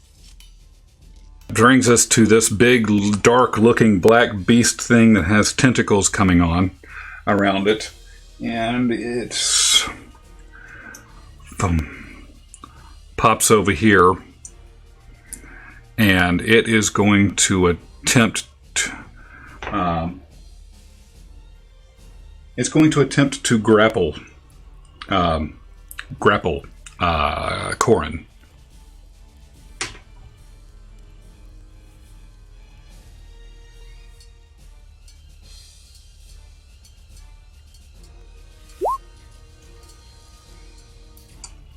So, an athletics check of 17. I am probably going to get grappled. Hold on. Yep. So this displacer beast wraps its tentacles around Corin and is starting to hold him in place. And for his second attack, he's going to whip back with his tentacle and another of them. And well, is he going to do that? He's going to ready an attack. And if Corin manages to move, he's going to attack him.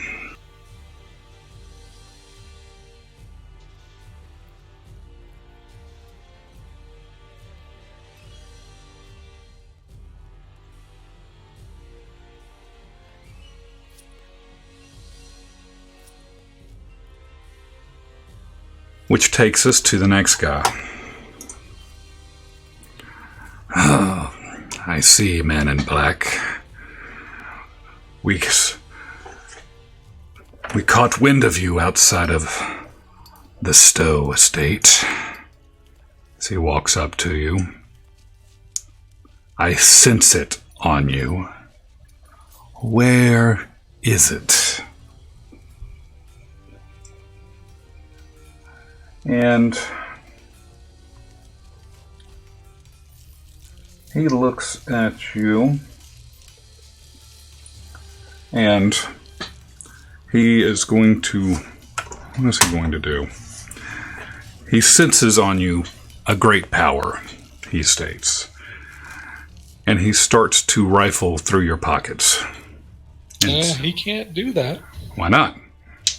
You can't just rifle. I'm not going to let him rifle through my pockets. Well, he's going to roll for something. I will stab him in the face before I just let him rifle through my pockets. Oh, then. I'm not restrained. I'm just grappled. Oh, that's right. You are. That is correct. You can still do everything but move. No. You were right. You were correct. I had forgotten how grappling worked. It's been a while. 1 second. Because let me look how this works.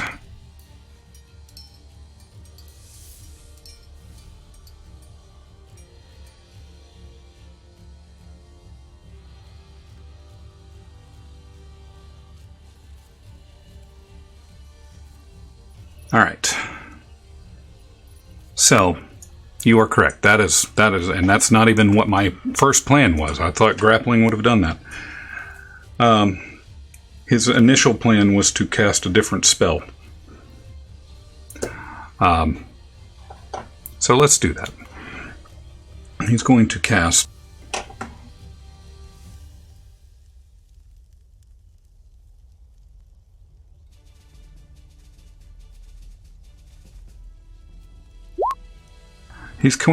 Hold Person at a significant level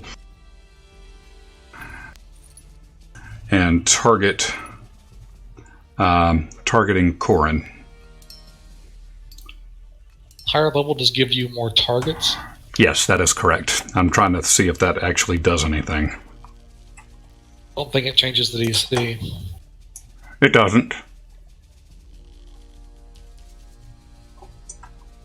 And the only other target that he might possibly be able to see is the Mastiff and Dazzle. So he is still targeting you. The DC is going to be 15. And it is a...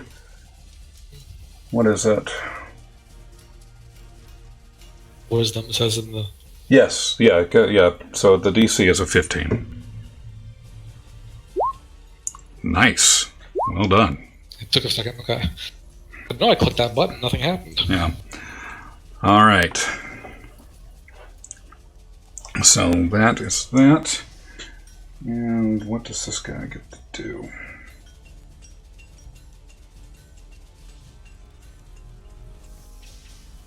I'm sorry, I've got a bunch of stuff here. He's going to stay where he is. This guy up here, this cat-like being, is going to move like hell. 5, 10, 15, 20, 35, 40. And 5, 10, 15, 20, 25, 30, 35, 40. He dashes all the way through and is trying to make his way across the building. Would it put him next to Thongrim, though? No. He would have been... So he's Which here. Doors 5. Those doors were closed, so he'd have to... So it's the open. And we said that those are what? Free actions? Or if he's just busting through it? How do we deal with that? You get one free action to draw a sword, open a door, pick up an item. After that, it's your action. Okay, all right. So then, yeah, the free action, he's going to get through here, and then he'll bust in here, basically, and go, well, he can't do anything else. All right. So, if that's the case, he's bust through that door, and he's moved here. Now it's this guy's turn. Up here.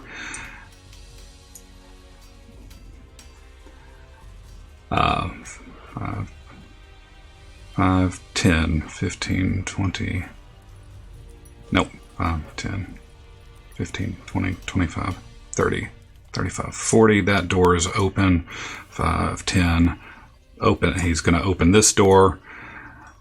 15, 20, 25, 30, 35, 40.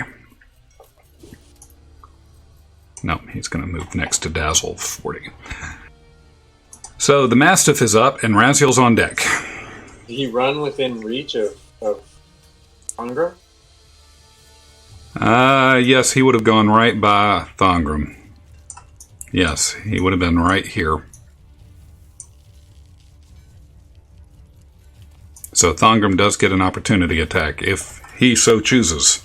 If he recognizes the need to attack someone running past him in his... Giant wild beast runs by you in your own shop.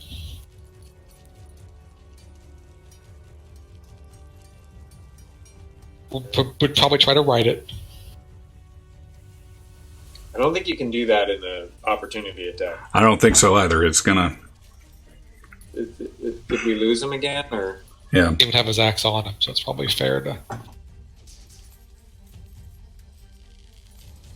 Ash, you there?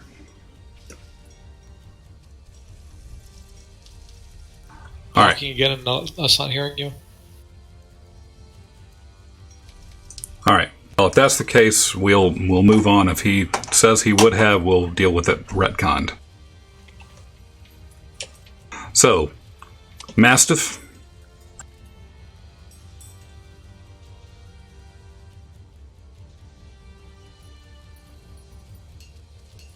Oren will lift his head and look up at Stoya. All right. What? So I had to walk off for a second. Would you have? Would Thongram have taken a crack at a big cat-like thing busting through a door and running past him as Thongram works at the forge? Yeah, I mean, well, or at least reacted in some way, I suppose. Tried to... I wouldn't have had my axe with me without going, but I could have either tried to grab it or tried to do something, or maybe, I don't know. Like improvise it. Where was it running? Towards the north? It came through here. It burst through this door. It came this way. It would have been in your range right here, and then moved to here. So it would have been between you and the forge.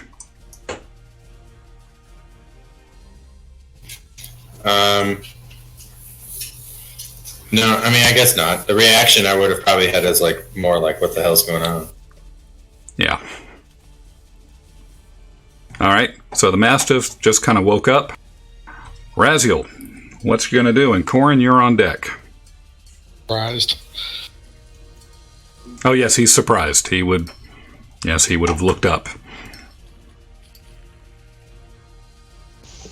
So I would have seen these weird cat things go through the storage room door, the equipment room. So I would have popped out 5 feet, 10 feet actually, opened the door to the... And so I see 2 displacer beasts. Right? As you can't act. So, yeah, you would have been surprised because of the perception. I thought they already took their surprise, right? No, it took us a long time to get everything up and going. Sorry. Oh, so I guess get my turn. Yeah, sorry about that. All right, so Corin's up, and then Eldon, you're up in 2. I'm Surprised? Yeah, he's surprised too. So Corin, you're up. Okay. I'm going to try to break the grapple. Okay. First action. 24. Yep. So you broke free. Strength again.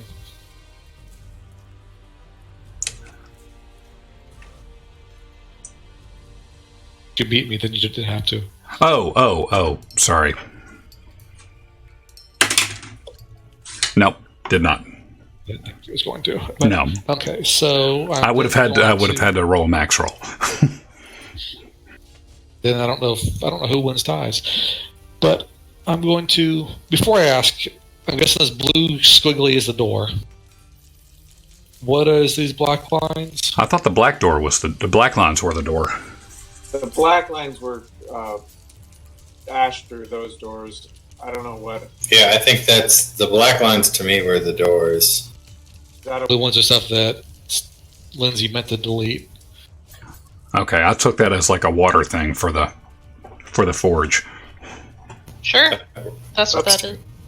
Sure. And Then- the one in the back room is like a water fountain. I like it. Right next to the door. Into bonus action disengage to hear opening a door, taking his because he had a readied action. Oh, he can't ready an action. Oh, that's right. But he would have been able to take an opportunity attack, as But I would. disengaged. Okay, yeah. So open the door. So that's 10, 15. Get to here. Start screaming my head off, guys. People are trying to kill me. Then Are let's they? see. Got 15 more feet to move.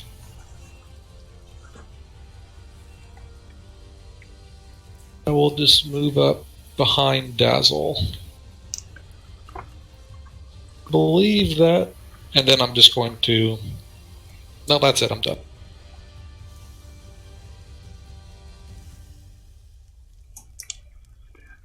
$15, $20, $30, $35, $40. Jumped into water, jumped on that. I mean, I would assume cats can leap like that, so he went around the door, moved his max distance, and attempts to... reaction from Dazzle, though. Yeah. Would Dazzle do anything?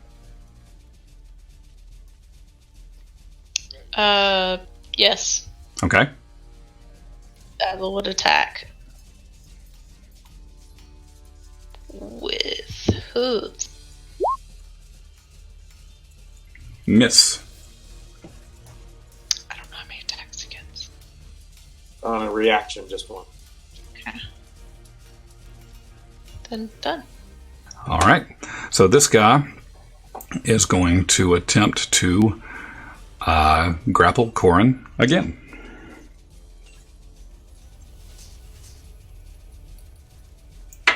Let's see.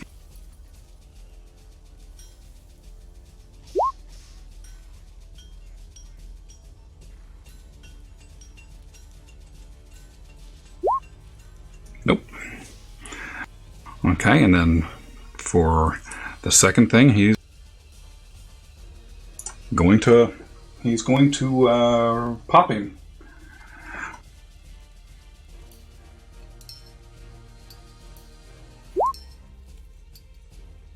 Assuming that hits.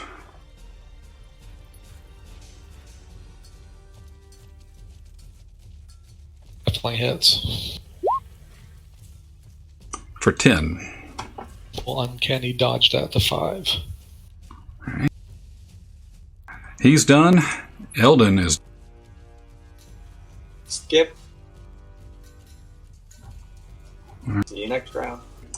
Fluffy over here. 5, 10, 15, 20, 25, 40. And 1, 2, 5, 10, 15, 20, 25, 30, 35, 40. Thongrim did not take his reaction last time. You got a second one coming by you. What would you do this time? Been screaming. Yeah, this one I would have reacted, so I'll draw and take a swing at whatever comes by me. Now, can you draw on a reaction? Or would you already... If not, I'll hit him with my smithing hammer. That's what I was going to say. I think you have the hammer already, so that would be, what, at least a D4. So just reach out and swing at it.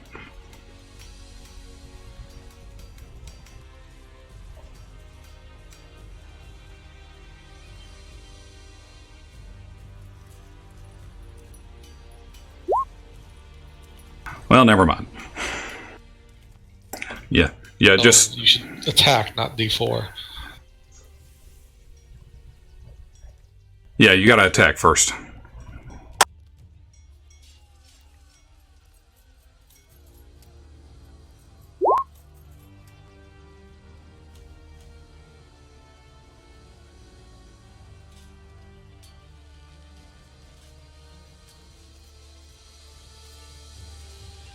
Okay, so that's going to hit, and now roll your d4. You can use the same one. That's fine.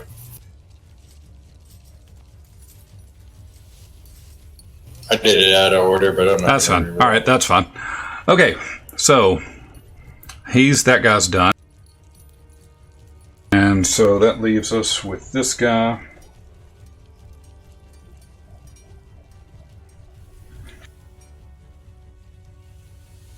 All right, and this is going to give me one quick second to see how this works.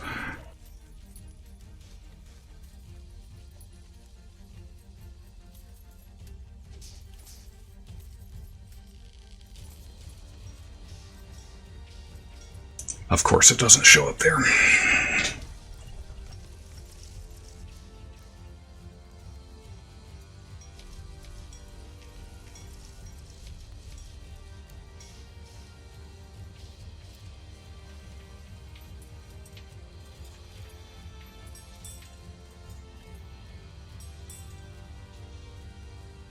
All right, so back to the... I gotta go back to the book because it's not here.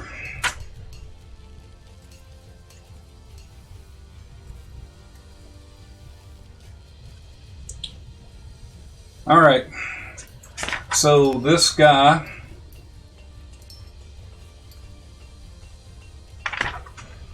All right, this guy up here, he's going to move his... But he's going to then reach out and he's going to cast Crown of Madness on Siona. And because that is not on the spell card or anything, it is a Wisdom saving throw against a DC of 15. One humanoid of my choice that I can see within range must succeed on a Wisdom saving throw or become charmed by me for the duration of 1 minute. While the target is charmed, in this way, a twisted crown of jagged iron. Oh, snap. Doesn't happen. Anyway, you have avoided the Crown of Madness. And now it is your turn, Siona. Thongrim, you are on deck.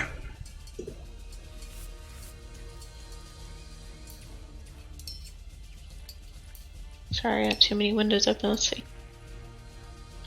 So that's the guy that just tried to cast at me or whatever? It is. So I'll move to him.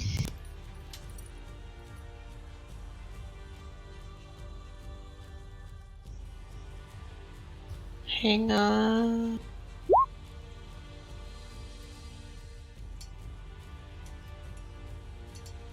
That 19 is 19 is a hit.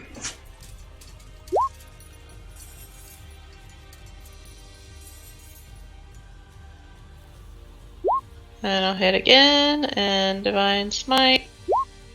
Oh, I missed. Never mind. Let's take that back. So I hit once for 14. Very good. That's all I got. All right, so we are at the top of the we're at the top of combat here. It is 9:08 by my clock, Central Time. What do y'all want to do? You want to do another round and then call it? I'm all right for the moment. Sure. Okay. Gabe, how you doing? I'm in. All right.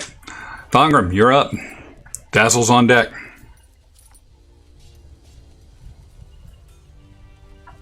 Alright, so I'm going to draw and go after this right cat.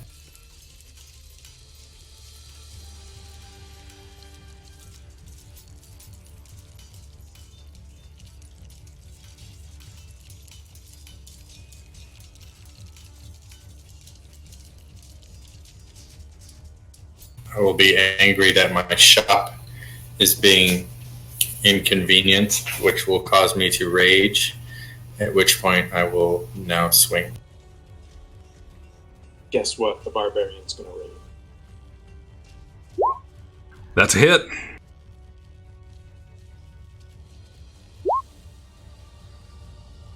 +2.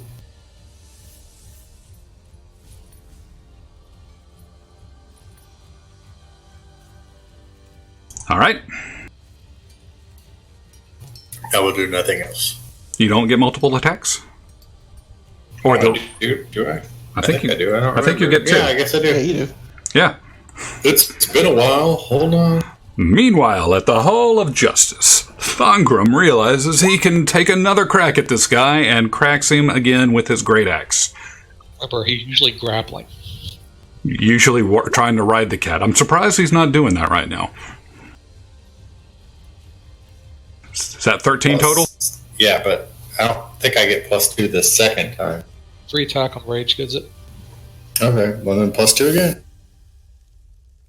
All right. So 23 total. Yep. Fluffy's getting bludgeoned. Or sliced, shall it be. Dazzle is up. I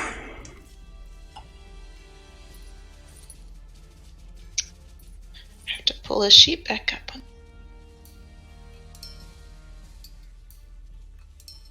He's gonna attack again.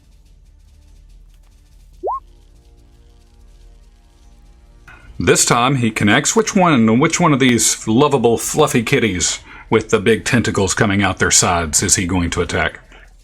Have any of them been hit yet? Yes, the one to his east. Actually, both of them have. Oh, the one near Thongram, I guess. Lay it on him. Where does this hoof go? In the face. How do I know how many attacks I get?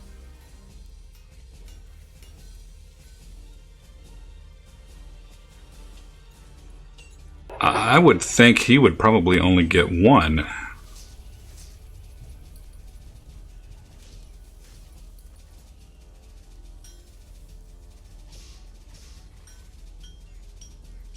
Okay, yeah, 1. That's all he does. All right. So, this guy, 5, 10, 15, 20. Dazzle gets a opportunity attack. Should he want to. Oh. Okay. That's a hit.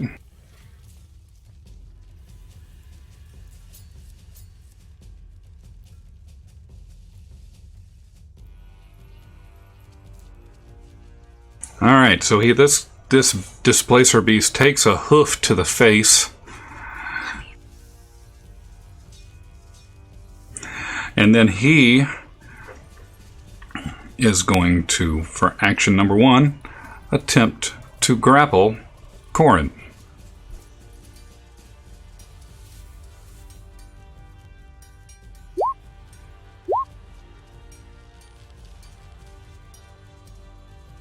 For a second attack. We'll try to do it again.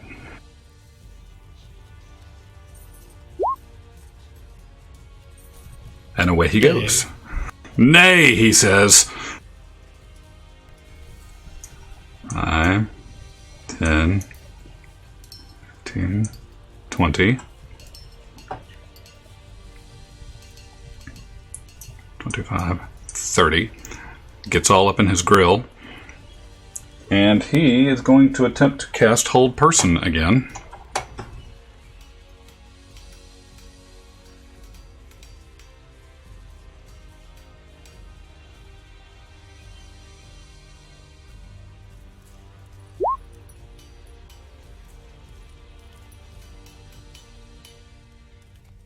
So that's a Wisdom saving throw, DC 15.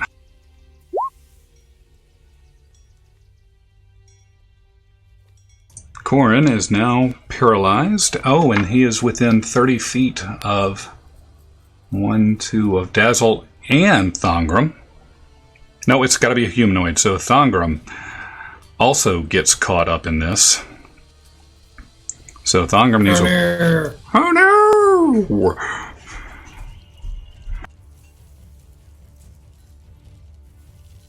So Wisdom saving throw from the Barbarian.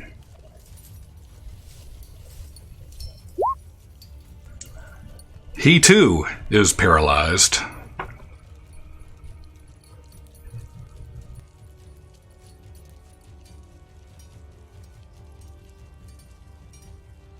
What would be a good paralyzed token?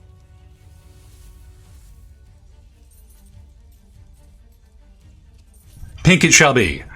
Alright, so they are paralyzed, and that we are good. We are good to go. Next one, Displacer Beast.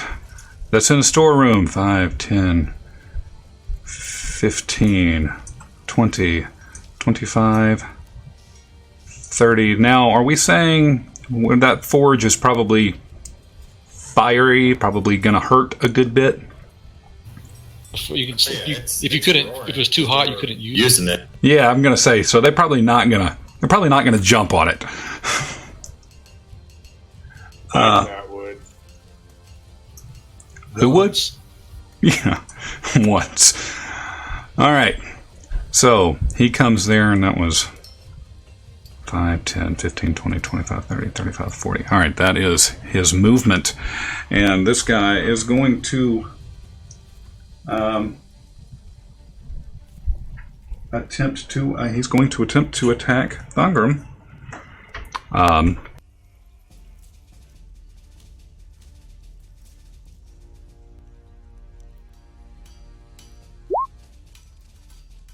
That's a miss.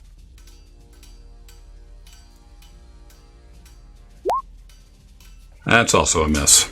So he's just kind of hanging out there. All right, this guy. attacks, or they do have advantage. Oh, they do.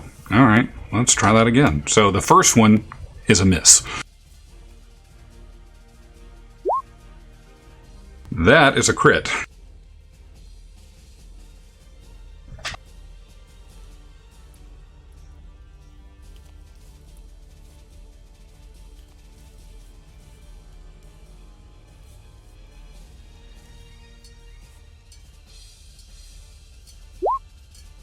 That doesn't work.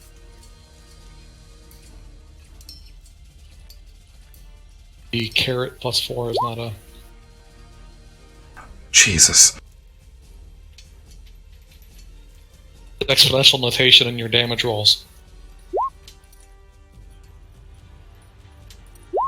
7 + 5, that's 12 damage. What type? What's that? What type of damage? It is bludgeoning. So halfsies? Halfsies, so 7. No, 6. 6. I can math. Griffin, you rolled D carrots. Hey, carrots are fun. All right, so this guy who is to the south of Thongrum, he's going to do the same thing. He's just going to attempt to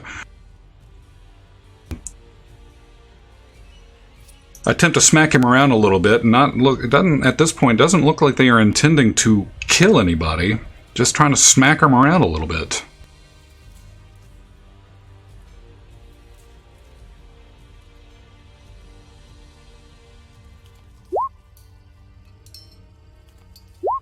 All All right, first attack with advantage is a failure. It's a miss.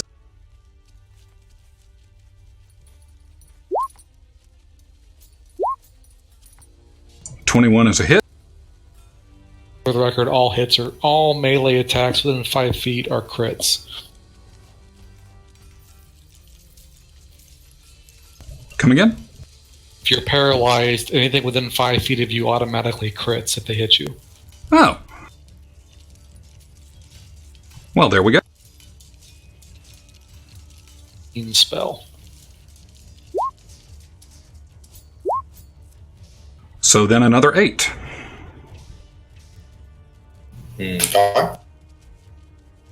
All right, that is that guy's turn. And that brings us to the Mastiff. Raziel, you are on deck, and then Corin's 2 up.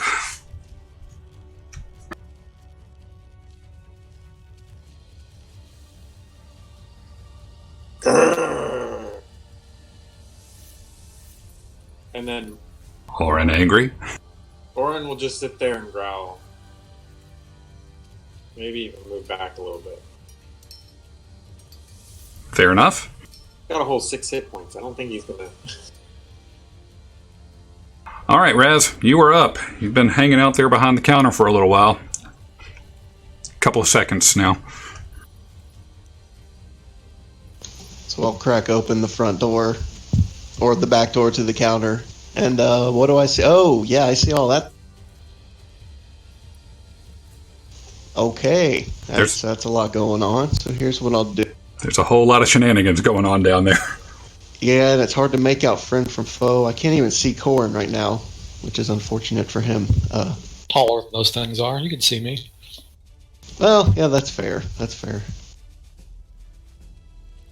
Nevertheless, though, he sees that they're trying to rip you apart, so he's going to think back about the events of the party and all the flashing lights and dazzling colors, and he's thought about it a lot, and he's tried to weave that imagery into magic, into song.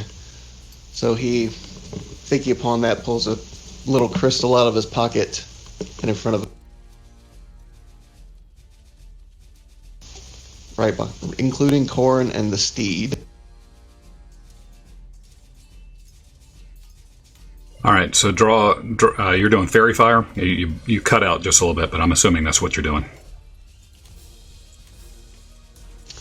No. No. Casting hypnotic.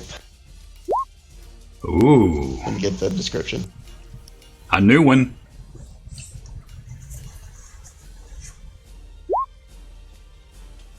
So everyone in that cube has to do a wisdom save.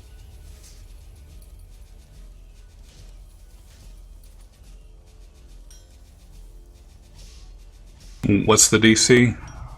Us two? Yeah, the steed and Corin. Also. What is the saving throw? The DC? 16. 16. All right. The guy on the... This guy, what is he? That's a +1. That one above me unaffected.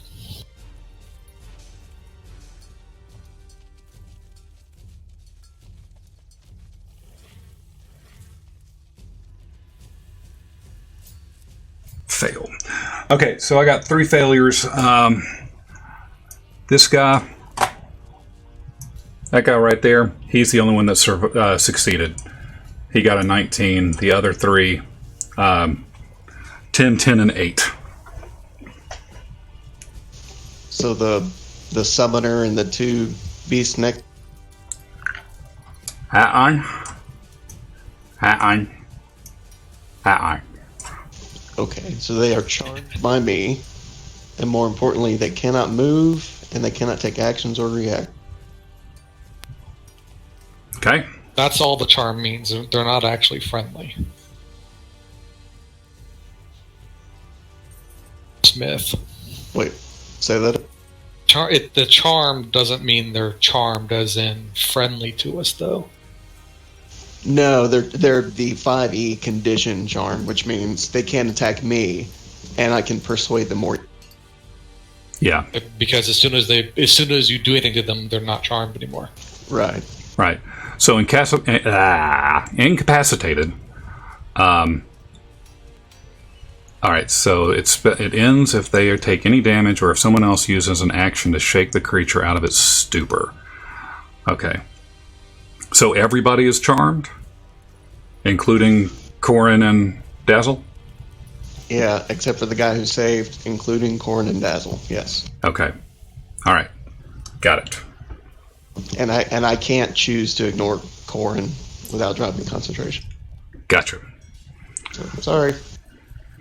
Well, he was already paralyzed, so. I figured. What the hell? What's one more condition?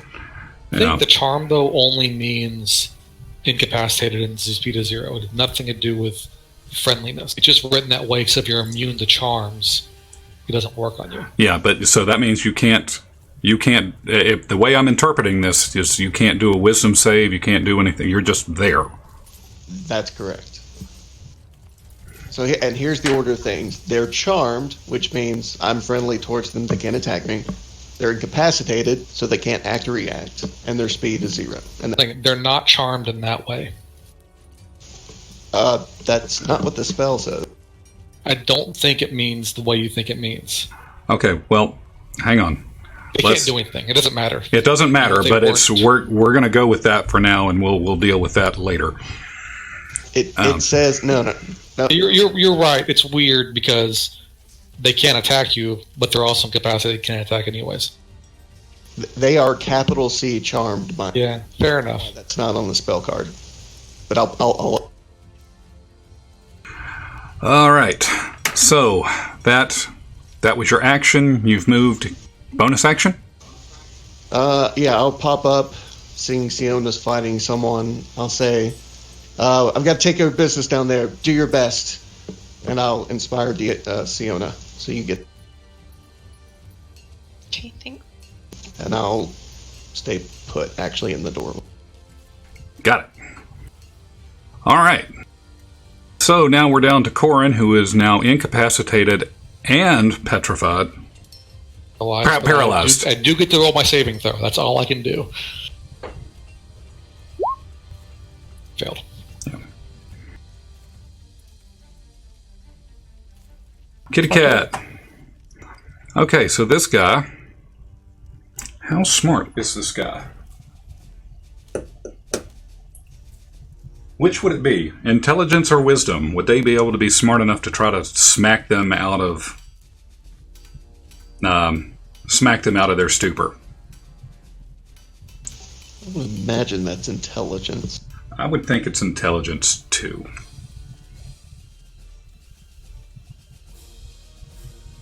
Okay. Intelligence is knowing a tomato is a fruit. Wisdom is knowing not to put a tomato in a fruit salad. So, okay. All right, so then what would this guy do?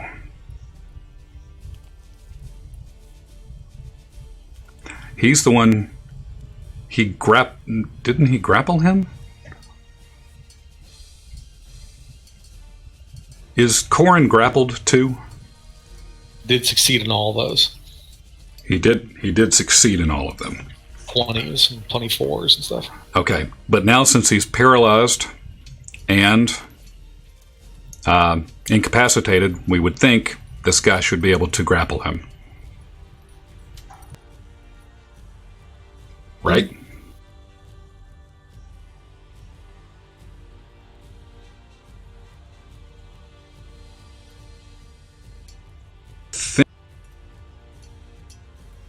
I would think that'd be able to be done at advantage.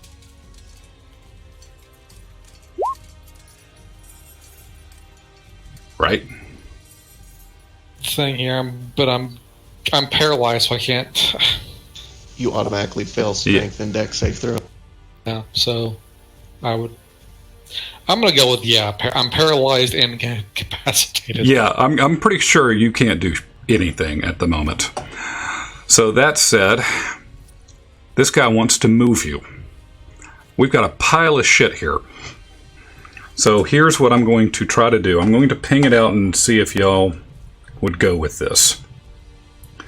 If this guy's the one who's got him, he wants to push him 5, 10, 15, 20. Start pushing him this way. Through his own. So that's a wall. This is a wall. Kind of. I mean, that's a wall, so he'd be kind of skating around it. This is his own person. This is a friendly person, so didn't we say that would be difficult terrain at one point for friendlies? He can move through it, but I can't. This is why I'm talking this out, because I'm thinking if I go this square to this square, which is, tight fit, but I would argue it to this square, then inside. That's why I took the route I was taking. That looks fair. At half your speed, right? At half speed. So I'm going 5, 10, 15, 20. So that's what I was thinking, which would put 5. If I move here to here, that would put Corin here. Does that sound fair?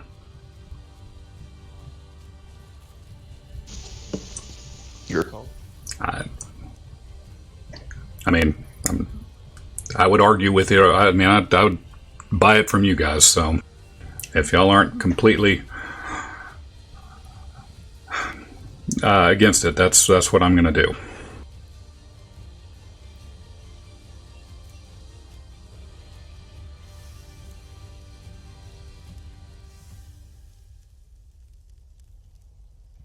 All right. Is that purple box done now? Raz? Oh, yeah. Sorry. No, I'm just... See, it's getting busy. Would moving him shake him as if out of the stupor? That's a good question. I wouldn't think so, but... If it takes any damage or if someone else uses an action, which is... He couldn't use the action. To shake the creature out of his stupor? Yeah, but that's an action to do that. He's not trying... He's moving him. Huh.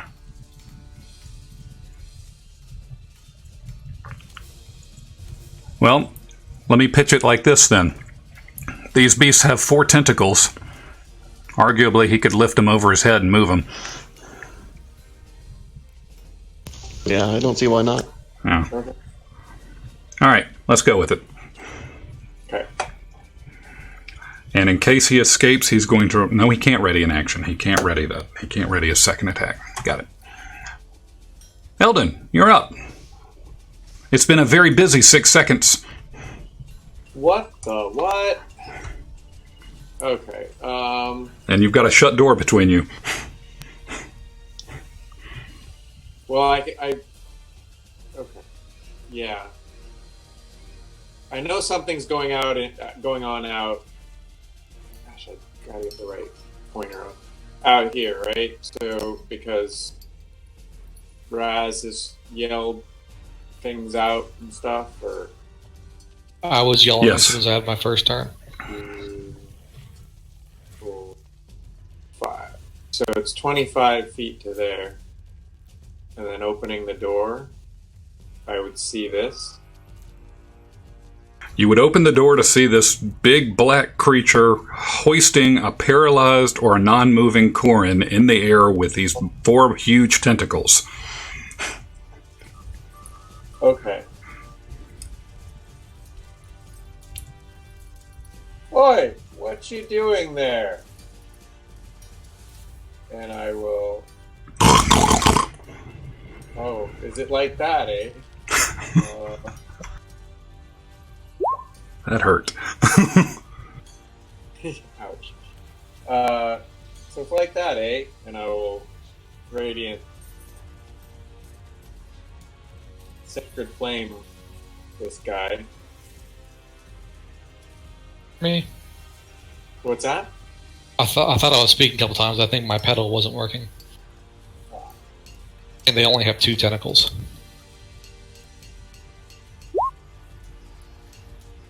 My mind's eye is better, but I'll go with 2. He saved. Yes. Okay. And then Would that have hit? Would that have hit Corn? Probably not. would what have hit one? Never mind. Go on.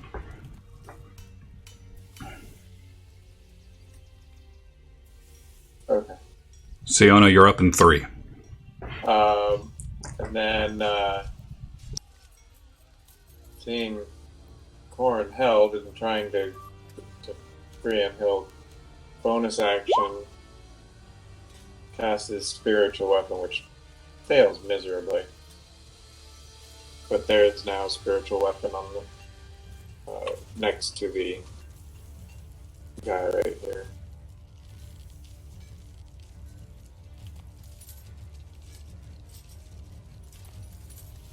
All right.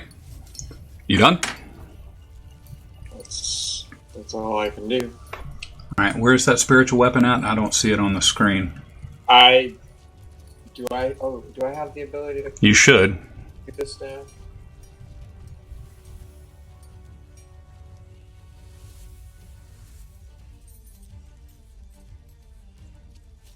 There you go. I'll do it. Oh yeah, that's right there. All right.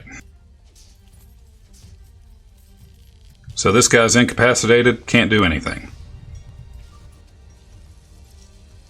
Saving throw. Well, there's nothing to saving throw against.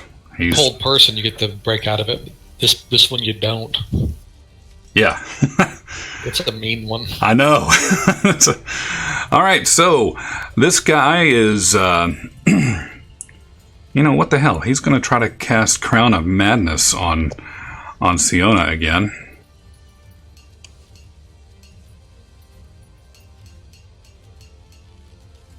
Still no spell card. Wisdom save, It right? is a Wisdom saving throw against a DC 15. Oh, blah. All right. So 5, 10, 15, 20, 25, 30. And he's going to take an opportunity attack against from you. Oh, is it a charm spell? It is it's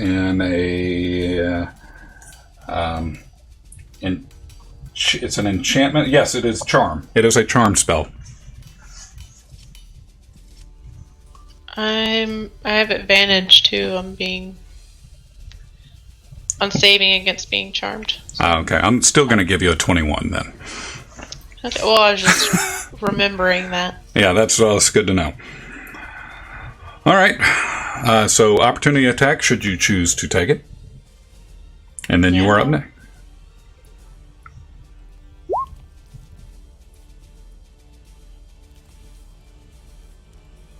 That's a miss. Was that a miss? It's a miss. Sorry, I couldn't hear you. Okay. I had to look it up. And then...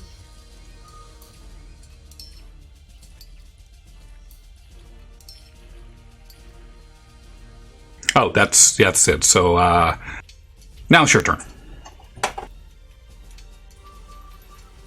Thongrim's on deck as we get back to the top of the round.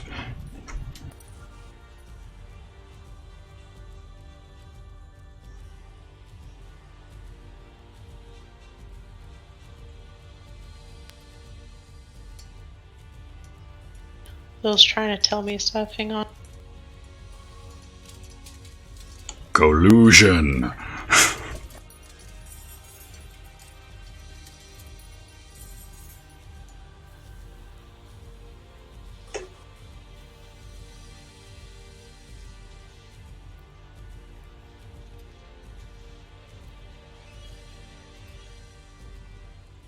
I'm gonna move.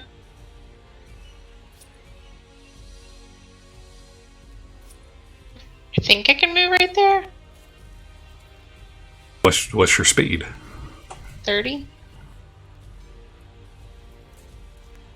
25, Yeah. If I move 20 through this door and then 10 that way. 5, 10, 15, 20, 25 is what I've got. The way I see it, you still got 5 more, unless I'm missing something.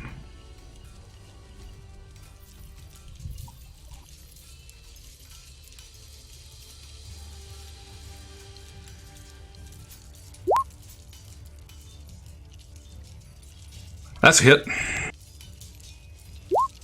And I'll smite with that one. If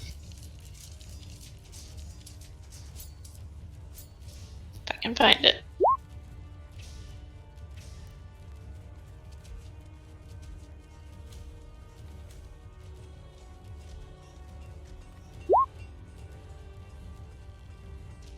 So 17. All right.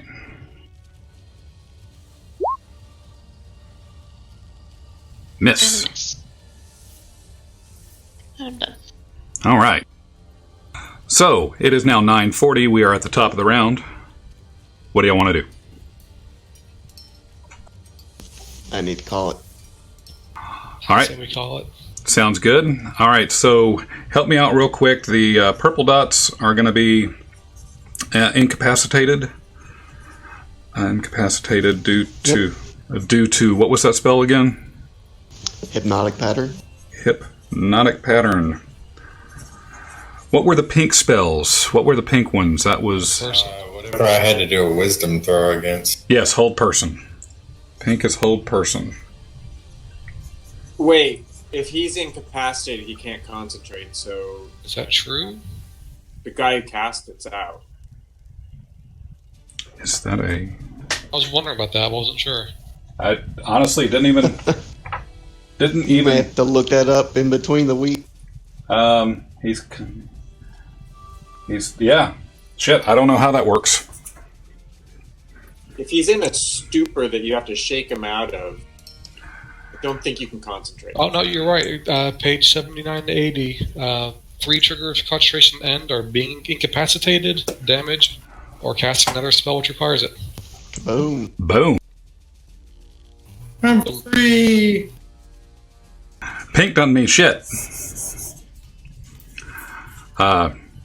It's okay. You still can. Smashed me with the thing. Nah, you still can't do anything, but that's fine.